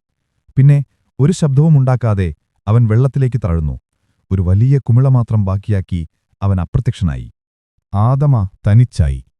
തണുത്തു വിറച്ച് വേദന കൊണ്ട് പുളഞ്ഞ് അവൻ ആ പലകയിൽ കിടന്നു. സൂര്യന്റെ ആദ്യ കിരണങ്ങൾ തടാകപ്പരപ്പിൽ തട്ടി പ്രതിഫലിച്ചു. അത് സ്വർണം പോലെ തിളങ്ങി. ഒരു പുതിയ ദിവസം പിറന്നിരിക്കുന്നു. അവൻ ജീവനോടെയുണ്ട്. അവൻ ആ രാത്രിയെ അതിജീവിച്ചിരിക്കുന്നു. യുദ്ധം കഴിഞ്ഞിട്ടില്ല. ഇത് വെറുമൊരു തുടക്കം മാത്രമാണ്. അവൻ ഗുസ്താവിന്റെ കണ്ണുകളിലേക്ക് നോക്കിയതാണ്. അവൻ അവന്റെ ശത്രുവിനെ അടുത്തറിഞ്ഞതാണ്. ഇനി ആദമയ്ക്ക് അവനെ ഭയമില്ലായിരുന്നു. കാരണം അവൻ അറിയാമായിരുന്നു, ഗുസ്താവ് ഒരു ചെകുത്താനല്ല, അവൻ കേവലമൊരു മൃഗമാണ്. അതിശക്തനായ, അതിബുദ്ധിമാനായ ഒരു മൃഗം. ഏതൊരു മൃഗത്തെയും പോലെ അതിനുമൊരു ബലഹീനതയുണ്ടാകും. ആ ബലഹീനത കണ്ടെത്തുക, അതായിരുന്നു അവന്റെ അടുത്ത ലക്ഷ്യം. കരയെ ലക്ഷ്യമാക്കി കൈകൾ കൊണ്ട് പതിയെ തുഴഞ്ഞ് ആദമ തന്റെ യാത്ര തുടർന്നു. അവന്റെ ശരീരത്തിൽ മുറിവുകളായിരുന്നു. എന്നാൽ അവന്റെ ആത്മാവിൽ ഒരു പുതിയ പ്രതീക്ഷയുടെ സൂര്യൻ ഉദിച്ചിരുന്നു. ആദമ കരയിലെത്തിയപ്പോൾ നേരം പുലർന്നിരുന്നു. ഗ്രാമവാസികൾ തീരത്ത് കാത്തുനിൽക്കുകയായിരുന്നു. രാത്രി മുഴുവൻ അവർ ഉറങ്ങിയിരുന്നില്ല. ആദമയുടെ അലർച്ച കേട്ട് അവർ ഭയന്നിരുന്നു. അവൻ മരിച്ചുവെന്ന് അവർ ഉറപ്പിച്ചിരുന്നു. എന്നാൽ സൂര്യോദയത്തിൽ ഒരു പലകയിൽ പിടിച്ച് കരയിലേക്ക് നീങ്ങുന്ന ആ രൂപം കണ്ടപ്പോൾ അവർക്ക് വിശ്വസിക്കാനായില്ല. അവർ ഓടിച്ചെന്ന് അവനെ വെള്ളത്തിൽ നിന്നെടുത്തു. അവന്റെ ശരീരം തണുത്ത് മരവിച്ചിരുന്നു. ദേഹമാസകലം മുറിവുകളും ചതവുകളുമുണ്ടായിരുന്നു. അവൻ ബോധത്തിനും അബോധത്തിനുമിടയിലുള്ള ഒരവസ്ഥയിലായിരുന്നു. അവരവനെ അവന്റെ കുടിലിലേക്ക് കൊണ്ടുപോയി. ഗ്രാമത്തിലെ വൈദ്യൻ അവന്റെ മുറിവുകൾ വച്ചുകെട്ടി പച്ചമരുന്നുകൾ നൽകി. ദിവസങ്ങളോളം ആദമ കിടപ്പിലായിരുന്നു. കടുത്ത പനിയിൽ അവൻ പുലമ്പിക്കൊണ്ടിരുന്നു. ചിലപ്പോൾ അവൻ അമാരയുടെ പേര് വിളിച്ചു, മറ്റു ചിലപ്പോൾ ഗുസ്താവിന്റെ പേര് പറഞ്ഞ് അലറി. അവന്റെ ഭാര്യ ഒരു നിമിഷം പോലും മാറാതെ അവനെ ശുശ്രൂഷിച്ചു. ഗ്രാമം മുഴുവൻ അവനുവേണ്ടി പ്രാർത്ഥിച്ചു. പതിയെ ആദമ ജീവിതത്തിലേക്ക് തിരിച്ചുവന്നു. അവന്റെ ശരീരത്തിലെ മുറിവുകൾ ഉണങ്ങി. എന്നാൽ അവന്റെ ഉള്ളിലെ മുറിവ് കൂടുതൽ ആഴത്തിലുള്ളതായിരുന്നു. അവന്റെ നിശ്ശബ്ദത ഗ്രാമീണരെ ഭയപ്പെടുത്തി. അവൻ ആരോടും സംസാരിച്ചില്ല. അവന്റെ കണ്ണുകളെപ്പോഴും ദൂരേക്ക് തടാകത്തിലേക്ക് നോക്കിക്കൊണ്ടിരുന്നു. ആ നോട്ടമൊരു സാധാരണ നോട്ടമായിരുന്നില്ല. ഒരു വേട്ടക്കാരൻ തന്റെ ഇരയെ നിരീക്ഷിക്കുന്നതുപോലെയുള്ള നോട്ടമായിരുന്നു അത്. അവന്റെ ശരീരത്തിന് പൂർണ്ണമായി ആരോഗ്യം വീണ്ടുകിട്ടിയ ഒരു ദിവസം അവൻ വീണ്ടും തന്റെ പണിപ്പുരയിലേക്ക് പോയി. ഇത്തവണ അവൻ നിർമ്മിച്ചത് പുതിയ ആയുധങ്ങളായിരുന്നില്ല. അവൻ തന്റെ പഴയ മീൻപിടുത്ത വലകളെടുത്ത് നന്നാക്കാൻ തുടങ്ങി. അവന്റെ ഈ പ്രവൃത്തി ഗ്രാമീണരിൽ അത്ഭുതമുണ്ടാക്കി. അവൻ പ്രതികാരം ഉപേക്ഷിച്ചുവോ? അവൻ വീണ്ടും ഒരു സാധാരണ മുക്കുവന്റെ ജീവിതത്തിലേക്ക് മടങ്ങുകയാണോ? അവന്റെ ഭാര്യ സന്തോഷിച്ചു. നിങ്ങൾ ശരിയായ തീരുമാനമെടുത്തു. നമുക്ക് ഈ ഗ്രാമം വിട്ട് ദൂരെ എവിടെയെങ്കിലും പോകാം, ഈ തടാകത്തിന്റെ ഓർമ്മകളില്ലാത്ത ഒരിടത്തേക്ക്. ആദമ അവളെ നോക്കി പുഞ്ചിരിച്ചു. മാസങ്ങൾക്ക് ശേഷമുള്ള അവന്റെ ആദ്യത്തെ പുഞ്ചിരി. നമ്മൾ എങ്ങോട്ടും പോകുന്നില്ല, അവൻ പറഞ്ഞു. ഇത് നമ്മുടെ നാടാണ്. ഇവിടെയാണ് നമ്മൾ ജീവിക്കേണ്ടത്. അവന്റെ വാക്കുകളിലെ ശാന്തത അവളെ അത്ഭുതപ്പെടുത്തി. അവന്റെ ഉള്ളിലെ തീ അണഞ്ഞുപോയെന്ന് അവൾ വിശ്വസിച്ചു. അടുത്ത ദിവസം ആദമ തന്റെ ചെറിയ കേടുപാടുകൾ തീർത്ത വള്ളവുമായി തടാകത്തിലേക്ക് പോയി. ഗ്രാമവാസികൾ ആശങ്കയോടെ അവനെ നോക്കി നിന്നു. എന്നാൽ അവൻ അധികം ദൂരേക്ക് പോയില്ല. കരയിൽ നിന്ന് കാണാവുന്ന ദൂരത്ത് അവൻ വലയെറിഞ്ഞു, സാധാരണക്കാരനായ ഒരു മുക്കുവനെപ്പോലെ. ദിവസവും ഇത് തുടർന്നു. ആദമ ഒരു സാധാരണ ജീവിതം നയിക്കാൻ തുടങ്ങി. അവൻ മീൻപിടിച്ചു, ഭാര്യയുമായി സംസാരിച്ചു, ഗ്രാമത്തിലെ മറ്റു കാര്യങ്ങളിൽ ഇടപെട്ടു. അവന്റെ പെരുമാറ്റത്തിൽ ഒരു ഭ്രാന്തിന്റെ ലക്ഷണം പോലുമില്ലായിരുന്നു. എല്ലാവരും കരുതി ആ ഭീകരമായ രാത്രി അവനെ മാറ്റിമറിച്ചുവെന്ന്, ഗുസ്താവിനോട് പൊരുതി ജയിക്കാനാവില്ലെന്ന് അവൻ മനസ്സിലാക്കിയെന്ന്. എന്നാൽ ഒരാൾക്കു മാത്രം അവന്റെ മാറ്റത്തിൽ സംശയമുണ്ടായിരുന്നു. ഗ്രാമത്തിലെ ഏറ്റവും പ്രായം ചെന്ന കാരണവനായ ബാബ കുബ. അദ്ദേഹത്തിന്റെ ജീവിതാനുഭവങ്ങൾ നിറഞ്ഞ കണ്ണുകൾക്ക് ആദമയുടെ ഉള്ളിലേക്ക് കാണാൻ കഴിഞ്ഞു. ഒരു ദിവസം അദ്ദേഹം ആദമയുടെ അടുത്തു ചെന്നു. നീ എന്താണ് ഒളിപ്പിക്കുന്നത് മോനെ? അദ്ദേഹം ചോദിച്ചു. ആദമ ഒന്നും മനസ്സിലാവാത്ത ഭാവത്തിൽ അദ്ദേഹത്തെ നോക്കി. ബാബാ കുബ ചിരിച്ചു. മുറിവേറ്റ സിംഹം കൂടുതൽ അപകടകാരിയാണ്. അത് പതുങ്ങിയിരിക്കും, ക്ഷമയോടെ കാത്തിരിക്കും, ഏറ്റവും ശരിയായ സമയത്ത് ആക്രമിക്കും. നിന്റെ കണ്ണുകളിലെ തീ അണഞ്ഞിട്ടില്ല, അത് കൂടുതൽ ആളിക്കത്തുകയാണ്. ആദമ ഒരു നെടുവീർപ്പിട്ടു. ഈ വൃദ്ധനെ കബളിപ്പിക്കാനാവില്ലെന്ന് അവൻ അറിയാമായിരുന്നു. അതേ മുത്തച്ഛ, അവൻ സമ്മതിച്ചു. ഞാൻ കാത്തിരിക്കുകയാണ്. അവന്റെ പദ്ധതി ഇതായിരുന്നു. ഗുസ്താവ് അവനെ മറഞ്ഞിട്ടില്ലെന്ന് അവൻ അറിയാമായിരുന്നു. ആ രാത്രിയിലെ പോരാട്ടം ഗുസ്താവിന്റെ ഉള്ളിലും ഒരു മുറിവുണ്ടാക്കിയിട്ടുണ്ട്. ഒരു മനുഷ്യൻ തന്നെ ഇത്രയധികം ചേർത്തത് അവന്റെ അഹന്തക്കേറ്റ അടിയായിരിക്കാം. അവൻ തീർച്ചയായും വീണ്ടും വരും. ആദമയെ തേടി. ആദമ ദിവസവും ഒരേ സ്ഥലത്ത് ഒരേ സമയത്ത് മീൻപിടിക്കാൻ പോയത് ഒരു കെണിയൊരുക്കാനായിരുന്നു. ഗുസ്താവിന് താനൊരു സാധാരണ ദുർബലനായ ഇരയാണെന്ന് തോന്നണം. തന്റെ ശ്രദ്ധ മുഴുവൻ മീൻപിടുത്തത്തിലാണെന്ന് അവൻ വിശ്വസിക്കണം. അങ്ങനെ അവൻ അശ്രദ്ധനായി അടുത്തെത്തുമ്പോൾ ആ നിമിഷത്തിനായി ആദമ കാത്തിരുന്നു. അവൻ തന്റെ വള്ളത്തിൽ ഒരു പലകയ്ക്കടിയിൽ ഒരു പുതിയ ആയുധം ഒളിപ്പിച്ചു വച്ചിരുന്നു. അവന്റെ മുത്തച്ഛന്റെ പഴയ ഒരു ഹാർപൂൺ, കട്ടിയുള്ള ഉരുക്കുകൊണ്ട് നിർമ്മിച്ച നീണ്ട കയർ ഘടിപ്പിച്ച ഒന്ന്, ഒറ്റയടിക്ക് ആഴത്തിൽ തുളച്ചുകയറാൻ കഴിവുള്ള ആയുധം. അവൻ ദിവസവും തടാകത്തിലേക്ക് പോകുമ്പോൾ മീൻപിടിക്കുന്നതിനോടൊപ്പം അവൻ ഗുസ്താവിന്റെ ചലനങ്ങൾ പഠിക്കുകയായിരുന്നു. തടാകത്തിന്റെ അടിത്തട്ടിന്റെ ഘടന, ജലത്തിന്റെ ഒഴുക്ക്, ഗുസ്താവ് സാധാരണയായി ഒളിച്ചിരിക്കാൻ സാധ്യതയുള്ള സ്ഥലങ്ങൾ എന്നിവയെല്ലാം അവൻ മനസ്സിൽ കുറിച്ചിട്ടു. ഗുസ്താവിനെപ്പോലെ അവനും ചിന്തിക്കാൻ പഠിക്കുകയായിരുന്നു. അവന്റെ ശത്രുവിന്റെ മനസ്സറിയാൻ ശ്രമിക്കുകയായിരുന്നു. മാസങ്ങൾ കടന്നുപോയി. ക്ഷമയോടെയുള്ള ആദമയുടെ കാത്തിരിപ്പ് തുടർന്നു. ഗ്രാമം മുഴുവൻ അവൻ പഴയ ജീവിതത്തിലേക്ക് മടങ്ങിയെന്ന് ഉറച്ചു വിശ്വസിച്ചു. ഒരു ദിവസം പതിവ് പോലെ മീൻ പിടിച്ചുകൊണ്ടിരിക്കുമ്പോൾ ആദമയ്ക്ക് ഒരു അസാധാരണത്വം തോന്നി. മീനുകൾ പെട്ടെന്ന് അപ്രത്യക്ഷമായി. പക്ഷികൾ കലപില കൂട്ടുന്നത് നിന്നു. തടാകത്തിനുമേൽ ഒരു അസ്വാഭാവികമായ നിശ്ശബ്ദത പരന്നു. അവന്റെ ഹൃദയമിടിപ്പ് കൂടി. അവൻ അറിയാമായിരുന്നു, ആ നിമിഷം വന്നെത്തിയിരിക്കുന്നു. ഗുസ്താവ് അടുത്തുണ്ട്. അവനൊന്നും സംഭവിക്കാത്തതുപോലെ വല വലിച്ചുകയറ്റുന്നതിൽ ശ്രദ്ധ കേന്ദ്രീകരിച്ചു. എന്നാൽ അവന്റെ കണ്ണുകൾ ജലപ്പരപ്പിൽ പരതുകയായിരുന്നു. അവന്റെ കൈ ഹാർപ്പൂൺ ഒളിപ്പിച്ചുവെച്ച പലകയുടെ അടുത്തായിരുന്നു. അപ്പോൾ വള്ളത്തിന്റെ ഇടതുവശത്തുനിന്ന് ഒരു ശബ്ദവുമുണ്ടാക്കാതെ ഗുസ്താവിന്റെ തല ഉയർന്നുവന്നു. ഇത്തവണ അവന്റെ കണ്ണുകളിൽ കൗതുകമായിരുന്നില്ല, കോലയുടെ ദാഹമായിരുന്നു. ആദമയുടെ കാത്തിരിപ്പ് അവൻ അവസാനിപ്പിക്കാൻ വന്നിരിക്കുന്നു. ഗുസ്താവ് വായ് പിളർന്ന് വള്ളത്തിനു നേരെ പാഞ്ഞെടുത്തു. എന്നാൽ ആദമ അവനേക്കാൾ വേഗത്തിലായിരുന്നു. മാസങ്ങളുടെ കാത്തിരിപ്പും തയ്യാറെടുപ്പും ആ ഒരൊറ്റ നിമിഷത്തിനായിട്ടായിരുന്നു. ഗുസ്താവ് വള്ളത്തിൽ കടിക്കും മുൻപേ ആദമ മിന്നൽ വേഗത്തിൽ ഹാർപ്പൂൺ വലിച്ചെടുത്തു. അവന്റെ ശരീരത്തിലെ മുഴുവൻ ശക്തിയും സംഭരിച്ച് അവനത് ഗുസ്താവിന്റെ തുറന്ന വായിലേക്ക് അതിന്റെ കഴുത്തിന്റെ മൃദുലമായ ഭാഗം ലക്ഷ്യമാക്കി എറിഞ്ഞു. ഹാർപ്പൂൺ ലക്ഷ്യം കണ്ടു. ഉരുക്ക് മാംസത്തിൽ തുളച്ചുകയറുന്നതിന്റെ ശബ്ദം കേട്ടു. ഗുസ്താവിന്റെ വായിൽ നിന്ന് ഒരു ഗർജനമുയർന്നു. അത് വേദനയുടെയും അവിശ്വസനീയതയുടെയും ഗർജനമായിരുന്നു. അവന്റെ വായിൽ നിന്ന് രക്തം ചീറ്റിത്തെറിച്ചു. യുദ്ധത്തിന്റെ അവസാന അധ്യായം തുടങ്ങിയിരുന്നു. ഹാർപ്പൂൺ ആഴ്ന്നിറങ്ങിയ വേദനയിൽ ഗുസ്താവ് ഭ്രാന്തമായി പുളഞ്ഞു. അവന്റെ ഗർജനം ടാങ്കനിക തടാകത്തിന്റെ തീരങ്ങളെ വിറപ്പിച്ചു. കിഗോഷി ഗ്രാമം ആ ശബ്ദം കേട്ട് ഞെട്ടിയുണർന്നു. തീരത്തുണ്ടായിരുന്നവർ തടാകത്തിലേക്ക് നോക്കി. ദൂരെ ആദമയുടെ ചെറിയ വള്ളം ഒരു ഉലയുന്ന കളിപ്പാട്ടം പോലെ കാണപ്പെട്ടു. അതിനു ചുറ്റും വെള്ളം തിളച്ചുമറിയുകയായിരുന്നു. ഗുസ്താവ് വെള്ളത്തിനടിയിലേക്ക് ഊളിയിടാൻ ശ്രമിച്ചു. എന്നാൽ ഹാർപ്പൂണിൽ ഘടിപ്പിച്ച നീണ്ടതും കട്ടിയുള്ളതുമായ കയർ ആദമയുടെ കയ്യിലായിരുന്നു. അവൻ ആ കയർ വള്ളത്തിൽ ശക്തമായി ബന്ധിച്ചിരുന്നു. ഗുസ്താവ് ആഴങ്ങളിലേക്ക് വലിയുമ്പോൾ വള്ളം അപകടകരമായി ഒരു വശത്തേക്ക് ചരിഞ്ഞു. ഒരു നിമിഷം അത് മറിയുമെന്ന് ഏവർക്കും തോന്നി. എന്നാൽ ആദമയുടെ മാസങ്ങളുടെ തയ്യാറെടുത്ത് വെറുതെയായിരുന്നില്ല. അവൻ തന്റെ ശരീരത്തിന്റെ ഭാരം മറുവശത്തേക്ക് ചെരിച്ച് വള്ളം നിവർത്തി. ഇപ്പോൾ അതൊരു മീൻപിടുത്തമായിരുന്നില്ല, ഒരു ഭീമനെ ചൂണ്ടയിട്ടു പിടിക്കുന്നതുപോലെയായിരുന്നു. കയറിന്റെ ഒരറ്റത്ത് ടാങ്കനികിയുടെ ഇതിഹാസം, മറ്റേ അറ്റത്ത് പ്രതികാരം ജ്വലിക്കുന്ന മനസ്സുള്ള ഒരു സാധാരണ മനുഷ്യൻ. വേദനയും കോപവും കൊണ്ട് അന്ധനായ ഗുസ്താവ് തന്റെ മുഴുവൻ ശക്തിയുമെടുത്ത് വള്ളത്തിനു നേരെ പാഞ്ഞെടുത്തു. അവൻ വള്ളത്തിൽ ആഞ്ഞുകടിച്ചു, തലകൊണ്ടതിനെ ഇടിച്ചു. ഓരോ ഇടിയും ആദമയുടെ ശരീരത്തിൽ പ്രകമ്പനങ്ങൾ സൃഷ്ടിച്ചു. വള്ളത്തിന്റെ പലകകൾ ഞെരിയുന്ന ശബ്ദം കേട്ടു. പക്ഷേ ഇരുമ്പുതകിടുകൾ താൽക്കാലികമായി അവന് സംരക്ഷണം നൽകി. ഗുസ്താവ് തളരുന്നില്ലെന്ന് കണ്ടപ്പോൾ ആദമയ്ക്ക് മനസ്സിലായി, ഈ പോരാട്ടം ഇവിടെ വെച്ച് ജയിക്കാനാവില്ലെന്ന്. ഗുസ്താവ് അവന്റെ സാമ്രാജ്യത്തിലാണ്. വെള്ളത്തിൽ അവനാണ് രാജാവ്. അവനെ പരാജയപ്പെടുത്തണമെങ്കിൽ അവനെ കരയ്ക്കെത്തിക്കണം. അവൻ പതിയെ വള്ളം കരയുടെ ദിശയിലേക്ക് തുഴയാൻ തുടങ്ങി. ഗുസ്താവ് ഒരു ഭ്രാന്തനെപ്പോലെ പിന്നാലെ വലിച്ചു. അതൊരു ഭീകരമായ വടംവലിയായിരുന്നു. ആദമയുടെ പേശികൾ വേദന കൊണ്ട് വലിഞ്ഞു മുറുകി. അവന്റെ കൈകൾ കയറുരഞ്ഞു പൊട്ടി രക്തം വരാൻ തുടങ്ങി. ഓരോ നിമിഷവും അവന്റെ ശക്തി ചോർന്നു പോകുന്നതുപോലെ അവന് തോന്നി. അമാര, അവൻ പല്ലിറുമ്മിക്കൊണ്ട് മന്ത്രിച്ചു. ആ പേര് അവനൊരു പുതിയ ശക്തി നൽകി. കരയിൽ നിന്നവർക്ക് ഈ പോരാട്ടം വ്യക്തമായി കാണാമായിരുന്നു. ആദമയുടെ ധീരത കണ്ട് അവരത്ഭുതപ്പെട്ടു.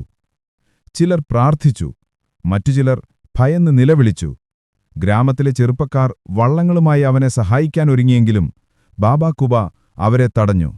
ഇല്ല, ഇതവന്റെ യുദ്ധമാണ്. അവൻ തനിച്ചാണത് പൂർത്തിയാക്കേണ്ടത്. നമ്മൾ ചെന്നാൽ അതവന് കൂടുതൽ അപകടമാകും. മണിക്കൂറുകൾ കടന്നുപോയി. സൂര്യൻ ആകാശത്തുയർന്നു. ആദമയുടെ ശരീരം തളർന്നു തുടങ്ങിയിരുന്നു. ഗുസ്താവിനും ഒരുപാട് രക്തം നഷ്ടപ്പെട്ടിരുന്നു. അതിന്റെ ചലനങ്ങളുടെ വേഗത കുറഞ്ഞു തുടങ്ങി. ഹാർപ്പൂൺ ഉണ്ടാക്കിയ മുറിവ് അതിനെ ദുർബലനാക്കിയിരുന്നു. ഒടുവിൽ, ഏറെ നേരത്തെ പരിശ്രമത്തിനൊടുവിൽ, ആദമയുടെ വള്ളം കരയിൽ നിന്നധികം ദൂരെയല്ലാത്ത ആഴം കുറഞ്ഞ ഭാഗത്തെത്തി. ഇവിടെ വെള്ളത്തിന് അരയൊപ്പം മാത്രമേ ആഴമുണ്ടായിരുന്നുള്ളൂ. ഗുസ്താവിന് ഇനി സ്വതന്ത്രമായി നീങ്ങാൻ കഴിയില്ല. അവന്റെ കൂറ്റൻ ശരീരം ചെളിയിൽ പുതഞ്ഞു തുടങ്ങി. ഇതാണ് താൻ കാത്തിരുന്ന നിമിഷമെന്ന് ആദമയ്ക്ക് മനസ്സിലായി. അവൻ കയർ വള്ളത്തിലൊന്നുകൂടി മുറുക്കിക്കെട്ടി കയ്യിൽ കരുതിയിരുന്ന അവന്റെ മുത്തച്ഛന്റെ കൂറ്റൻ കുന്തമെടുത്തു. എന്നിട്ട് അവൻ വെള്ളത്തിലേക്ക് ചാടി. കരയിൽ നിന്നവർ ശ്വാസമടക്കിപ്പിടിച്ച് ആ കാഴ്ച നോക്കി നിന്നു. ആഴം കുറഞ്ഞ വെള്ളത്തിൽ ചെളിയിൽ പുതഞ്ഞ ഗുസ്താവ് ഒരു നിസ്സഹായനായ ഭീമനെപ്പോലെ കാണപ്പെട്ടു. എന്നാൽ അതിന്റെ കണ്ണുകളിലെ തീ അണഞ്ഞിരുന്നില്ല. അവൻ അവസാനമായി ഒന്നുകൂടി ആദമയ്ക്ക് നേരെ തിരിഞ്ഞു. വാ പിളർന്നു. എന്നാൽ പഴയ വേഗതയുണ്ടായിരുന്നില്ല. ആദമ ഒരു നിമിഷം നിന്നു. അവൻ ഗുസ്താവിന്റെ കണ്ണുകളിലേക്ക് നോക്കി. ആ കണ്ണുകളിലിപ്പോൾ വേദനയും തോൽവിയും ഒരുതരം നിസ്സഹായതയും നിഴലിച്ചിരുന്നു.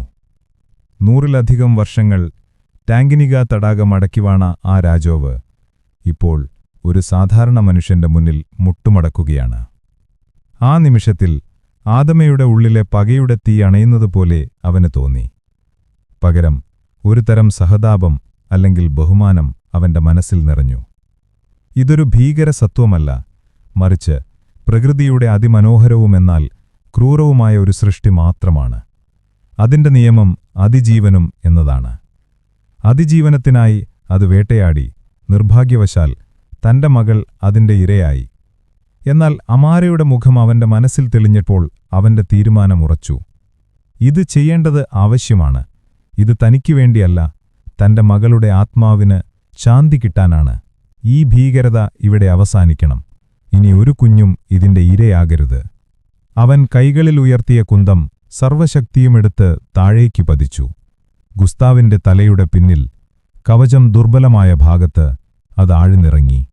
ഗുസ്താവിന്റെ ശരീരം ഒന്ന് ശക്തമായി വെട്ടിവിറച്ചു. പിന്നെ അത് നിശ്ചലമായി. ടാങ്കിനികയുടെ രാജാവ് വീണിരിക്കുന്നു. അവന്റെ കണ്ണുകളിലെ ജീവന്റെ അവസാനത്തെ തിളക്കവും മാഞ്ഞു.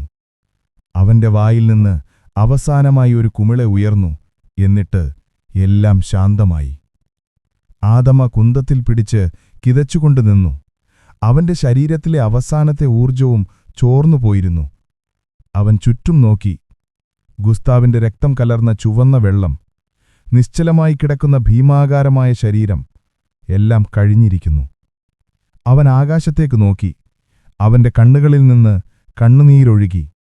അത് സന്തോഷത്തിന്റെയോ വിജയത്തിന്റെയോ കണ്ണുനീരായിരുന്നില്ല. അത് ശൂന്യതയുടെ കണ്ണുനീരായിരുന്നു. വർഷങ്ങളായി അവനെ മുന്നോട്ടു നയിച്ച പ്രതികാരമെന്ന ലക്ഷ്യം ഇല്ലാതായിരിക്കുന്നു. ഇനി എന്ത്? അവന്റെ കാലുകൾക്ക് നിലയുറയ്ക്കുന്നുണ്ടായിരുന്നില്ല. അവൻ തളർന്ന് വെള്ളത്തിലേക്ക് വീണു. അവൻ കണ്ണുകൾ അടയ്ക്കുമ്പോൾ ദൂരെ നിന്ന് ഗ്രാമവാസികൾ ആർപ്പുവിളികളോടെ ഓടിവരുന്നത് അവൻ കേട്ടു. എന്നാൽ അവന്റെ മനസ്സിൽ അമാരയുടെ ചിരിക്കുന്ന മുഖം മാത്രമായിരുന്നു. അവൾ അവനോട് യാത്ര പറയുന്നതുപോലെ തോന്നി.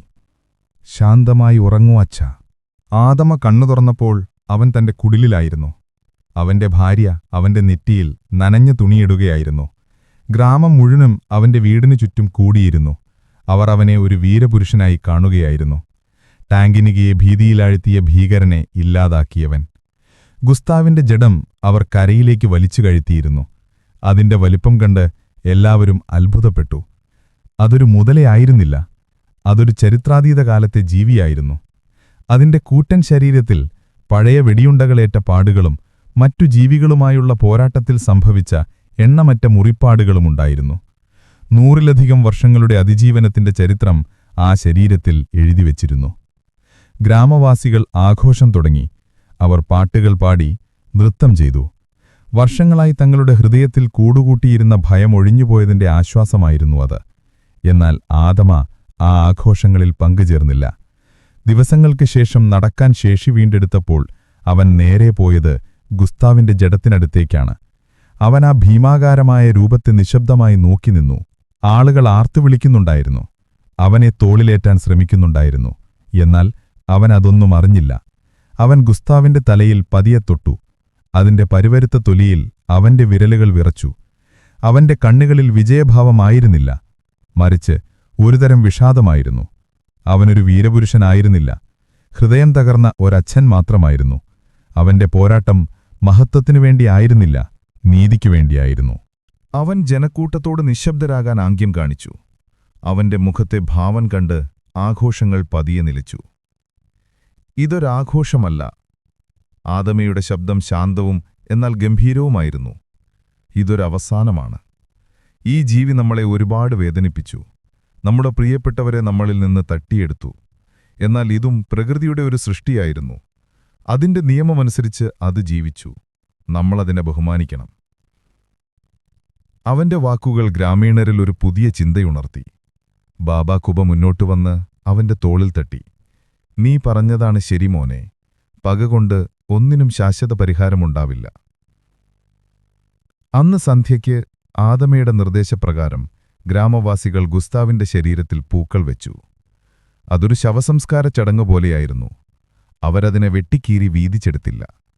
അതിന്റെ പല്ലുകളോ തോലോ ആഭരണങ്ങളാക്കിയില്ല. പകരം അവരതിനെ തിരികെ തടാകത്തിന് തന്നെ നൽകാൻ തീരുമാനിച്ചു. പിറ്റേന്ന് അവർ എല്ലാവരും ചേർന്ന് ആ ഭീമൻ ജഡം ആഴമുള്ള വെള്ളത്തിലേക്ക് തള്ളിവിട്ടു. അത് പതിയെ താഴ്ന്നു പോകുമ്പോൾ തടാകം തന്റെ നഷ്ടപ്പെട്ടുപോയ പുത്രനെ തിരിച്ചെടുക്കുന്നതുപോലെ തോന്നി. ആ നിമിഷം കിഗോഷി ഗ്രാമവും ടാങ്കനിക തടാകവും തമ്മിൽ ഒരു പുതിയ ഉടമ്പടി രൂപപ്പെടുകയായിരുന്നു. ഭയത്തിന്റെ സ്ഥാനത്ത് ബഹുമാനമുടലെടുത്തു.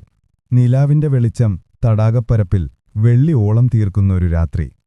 പ്രായം തളർത്തിയ ആദമ തന്റെ പേരക്കുട്ടിയുടെ കൈപിടിച്ച് തടാകക്കരയിൽ ഇരിക്കുകയായിരുന്നു. അവന്റെ മരിച്ചുപോയ സഹോദരിയുടെ മകന്റെ കുട്ടിയായിരുന്നു അത്. മുത്തച്ഛാ, കുട്ടി ചോദിച്ചു, ഇവിടെ പണ്ടും മനുഷ്യരെ പിടിച്ചു തിന്നുന്നൊരു വലിയ മുതലയുള്ളായിരുന്നു എന്ന് പറയുന്നത് ശരിയാണോ? ആദമ പുഞ്ചിരിച്ചു. അവൻ ദൂരെ ആകാശവും തടാകവും ഒന്നിക്കുന്നിടത്തേക്ക് നോക്കി. അതെ മോനെ, ഒന്നുണ്ടായിരുന്നു. അവൻ ഈ തടാകത്തിന്റെ രാജാവായിരുന്നു. എന്നിട്ട് മുത്തച്ഛൻ അവനെ കൊന്നില്ലേ? മുത്തച്ഛനൊരു ധീരനാണെന്ന് അച്ഛൻ പറഞ്ഞിട്ടുണ്ട്. ആദമ കുട്ടിയുടെ തലയിൽ തലോടി. ഞാൻ ധീരനൊന്നുമല്ലായിരുന്നു മോനെ. ഞാൻ സ്നേഹിച്ചിരുന്ന ഒരാളെ എനിക്ക് നഷ്ടപ്പെട്ടു. ആ നഷ്ടമാണ് എന്നെക്കൊണ്ടത് ചെയ്യിച്ചത്. സ്നേഹത്തിനു പകയേക്കാൾ ശക്തിയുണ്ടെന്ന് മുത്തച്ഛൻ അന്ന് പഠിച്ചു. അവൻ തുടർന്നു. ആ മുതലയല്ല യഥാർത്ഥ ഭീകരൻ. നമ്മുടെ ഉള്ളിലെ വെറുപ്പും പകയുമാണ് യഥാർത്ഥ ഭീകരന്മാർ. അതിനെയാണ് നമ്മൾ ജയിക്കേണ്ടത്. കുട്ടിക്കത് പൂർണ്ണമായി മനസ്സിലായില്ലായിരിക്കാം. എന്നാൽ അവൻ മുത്തച്ഛന്റെ വാക്കുകൾ ശ്രദ്ധയോടെ കേട്ടു. ആദമ വീണ്ടും തടാകത്തിലേക്ക് നോക്കി. ഇപ്പോൾ ഓളങ്ങൾക്ക് അവന്റെ മകളുടെ ചിരിയുടെ ശബ്ദമായിരുന്നു. കാറ്റിന് അവളുടെ ഓർമ്മകളുടെ ഗന്ധമായിരുന്നു. ഗുസ്താവ് ഒരു വ്യക്തിയായിരുന്നില്ല, അതൊരനുഭവമായിരുന്നു. സ്നേഹത്തിന്റെ വിലയും നഷ്ടത്തിന്റെ വേദനയും കാലമെങ്ങനെയാണ് മുറിവുകളെ മായ്ക്കാതെ തന്നെ ഉണക്കുന്നതെന്നും പഠിപ്പിച്ച അനുഭവം. ടാങ്കനിക തടാകം ഇപ്പോഴും അവിടെയുണ്ട്.